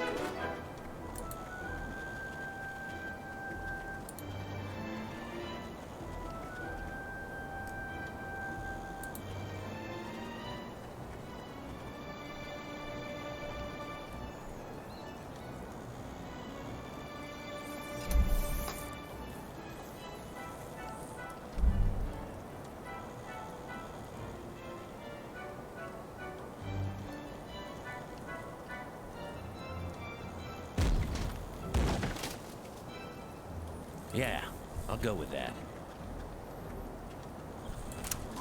This is not my idea of a good time.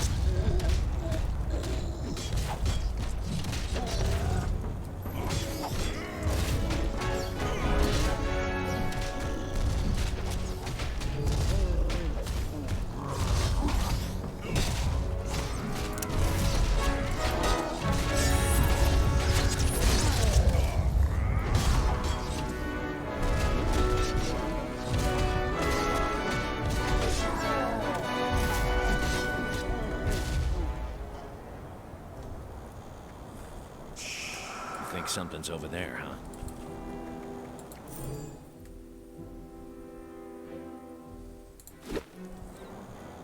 If it has to be done, I've got a bad feeling about this.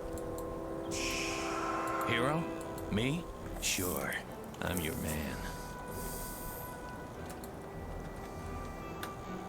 Yeah, I'll go with that. You think something's over there, huh? All right, but it'll cost you. Sure, throw me into the thick of it. Well, since nobody else will. All right, but it'll cost you.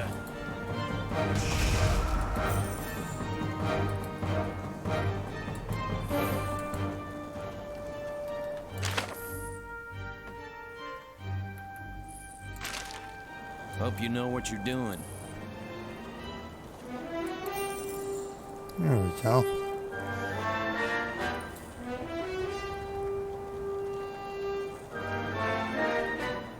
Think something's over there, huh? I'm just moving along. This is not my idea of a good time.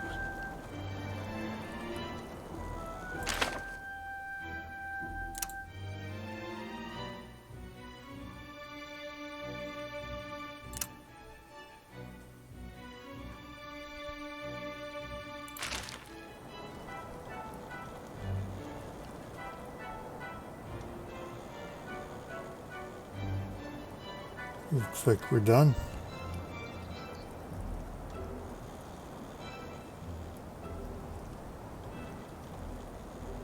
Well, since nobody else will. There we go.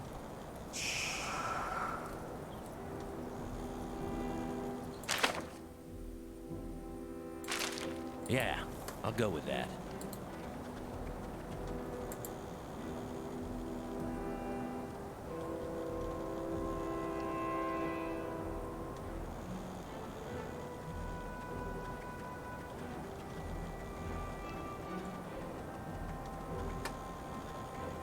Hope you know what you're doing.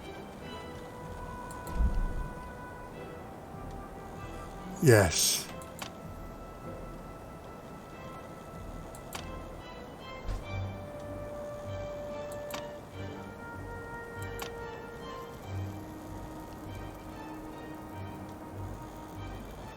An objective has been completed. You have Excellent. received a new objective.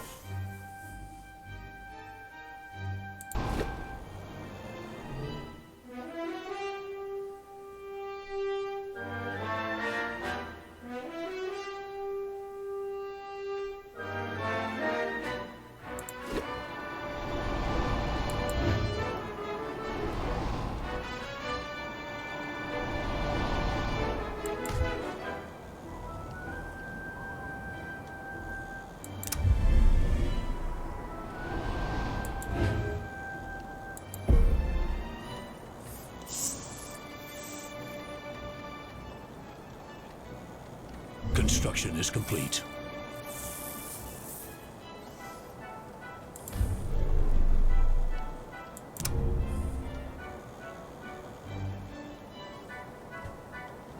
I walk the path of light. Excellent.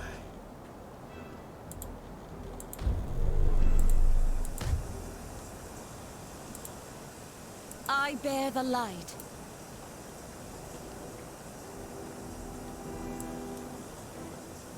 You looking for trouble?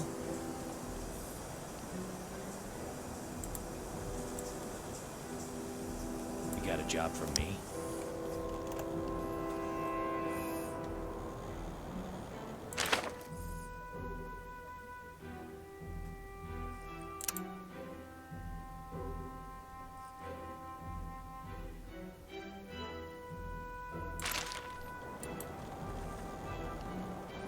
Did we not destroy all of them? I thought we did.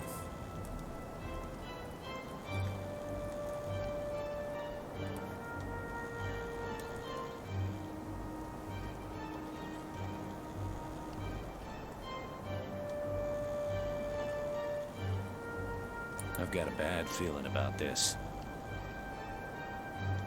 Me too.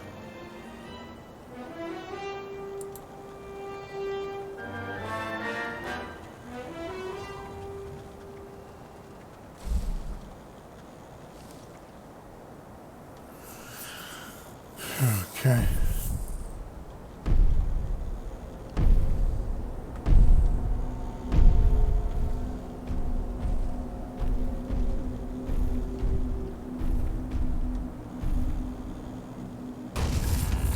Oh dear.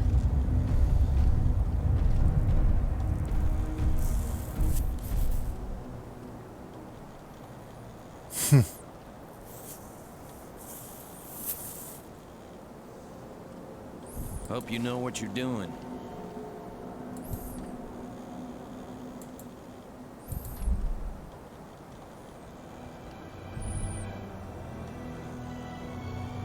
Oh, to the west, okay.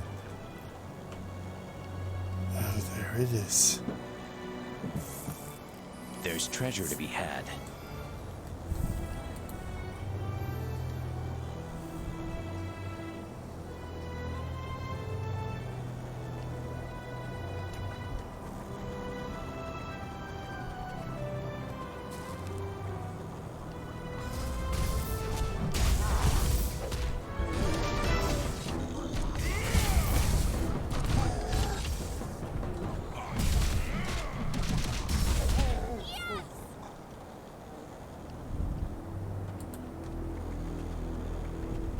Sure.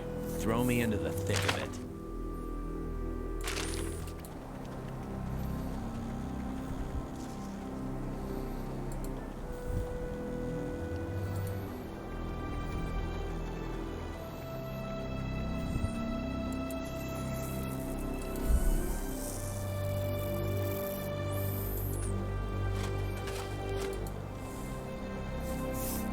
You got a job for me? Eventually.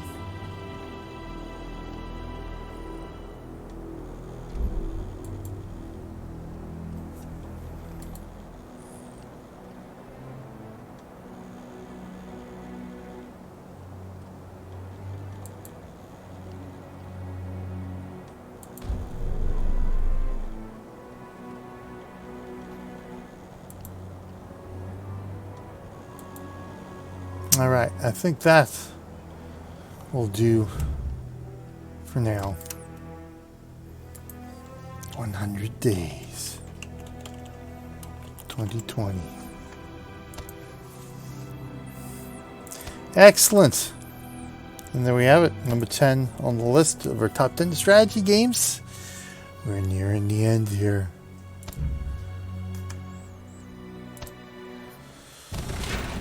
Nearing the end of 100 Days of Gaming 2020. Thank you for watching, everyone. I am BJ Weiler. We'll be back again tomorrow with number 9.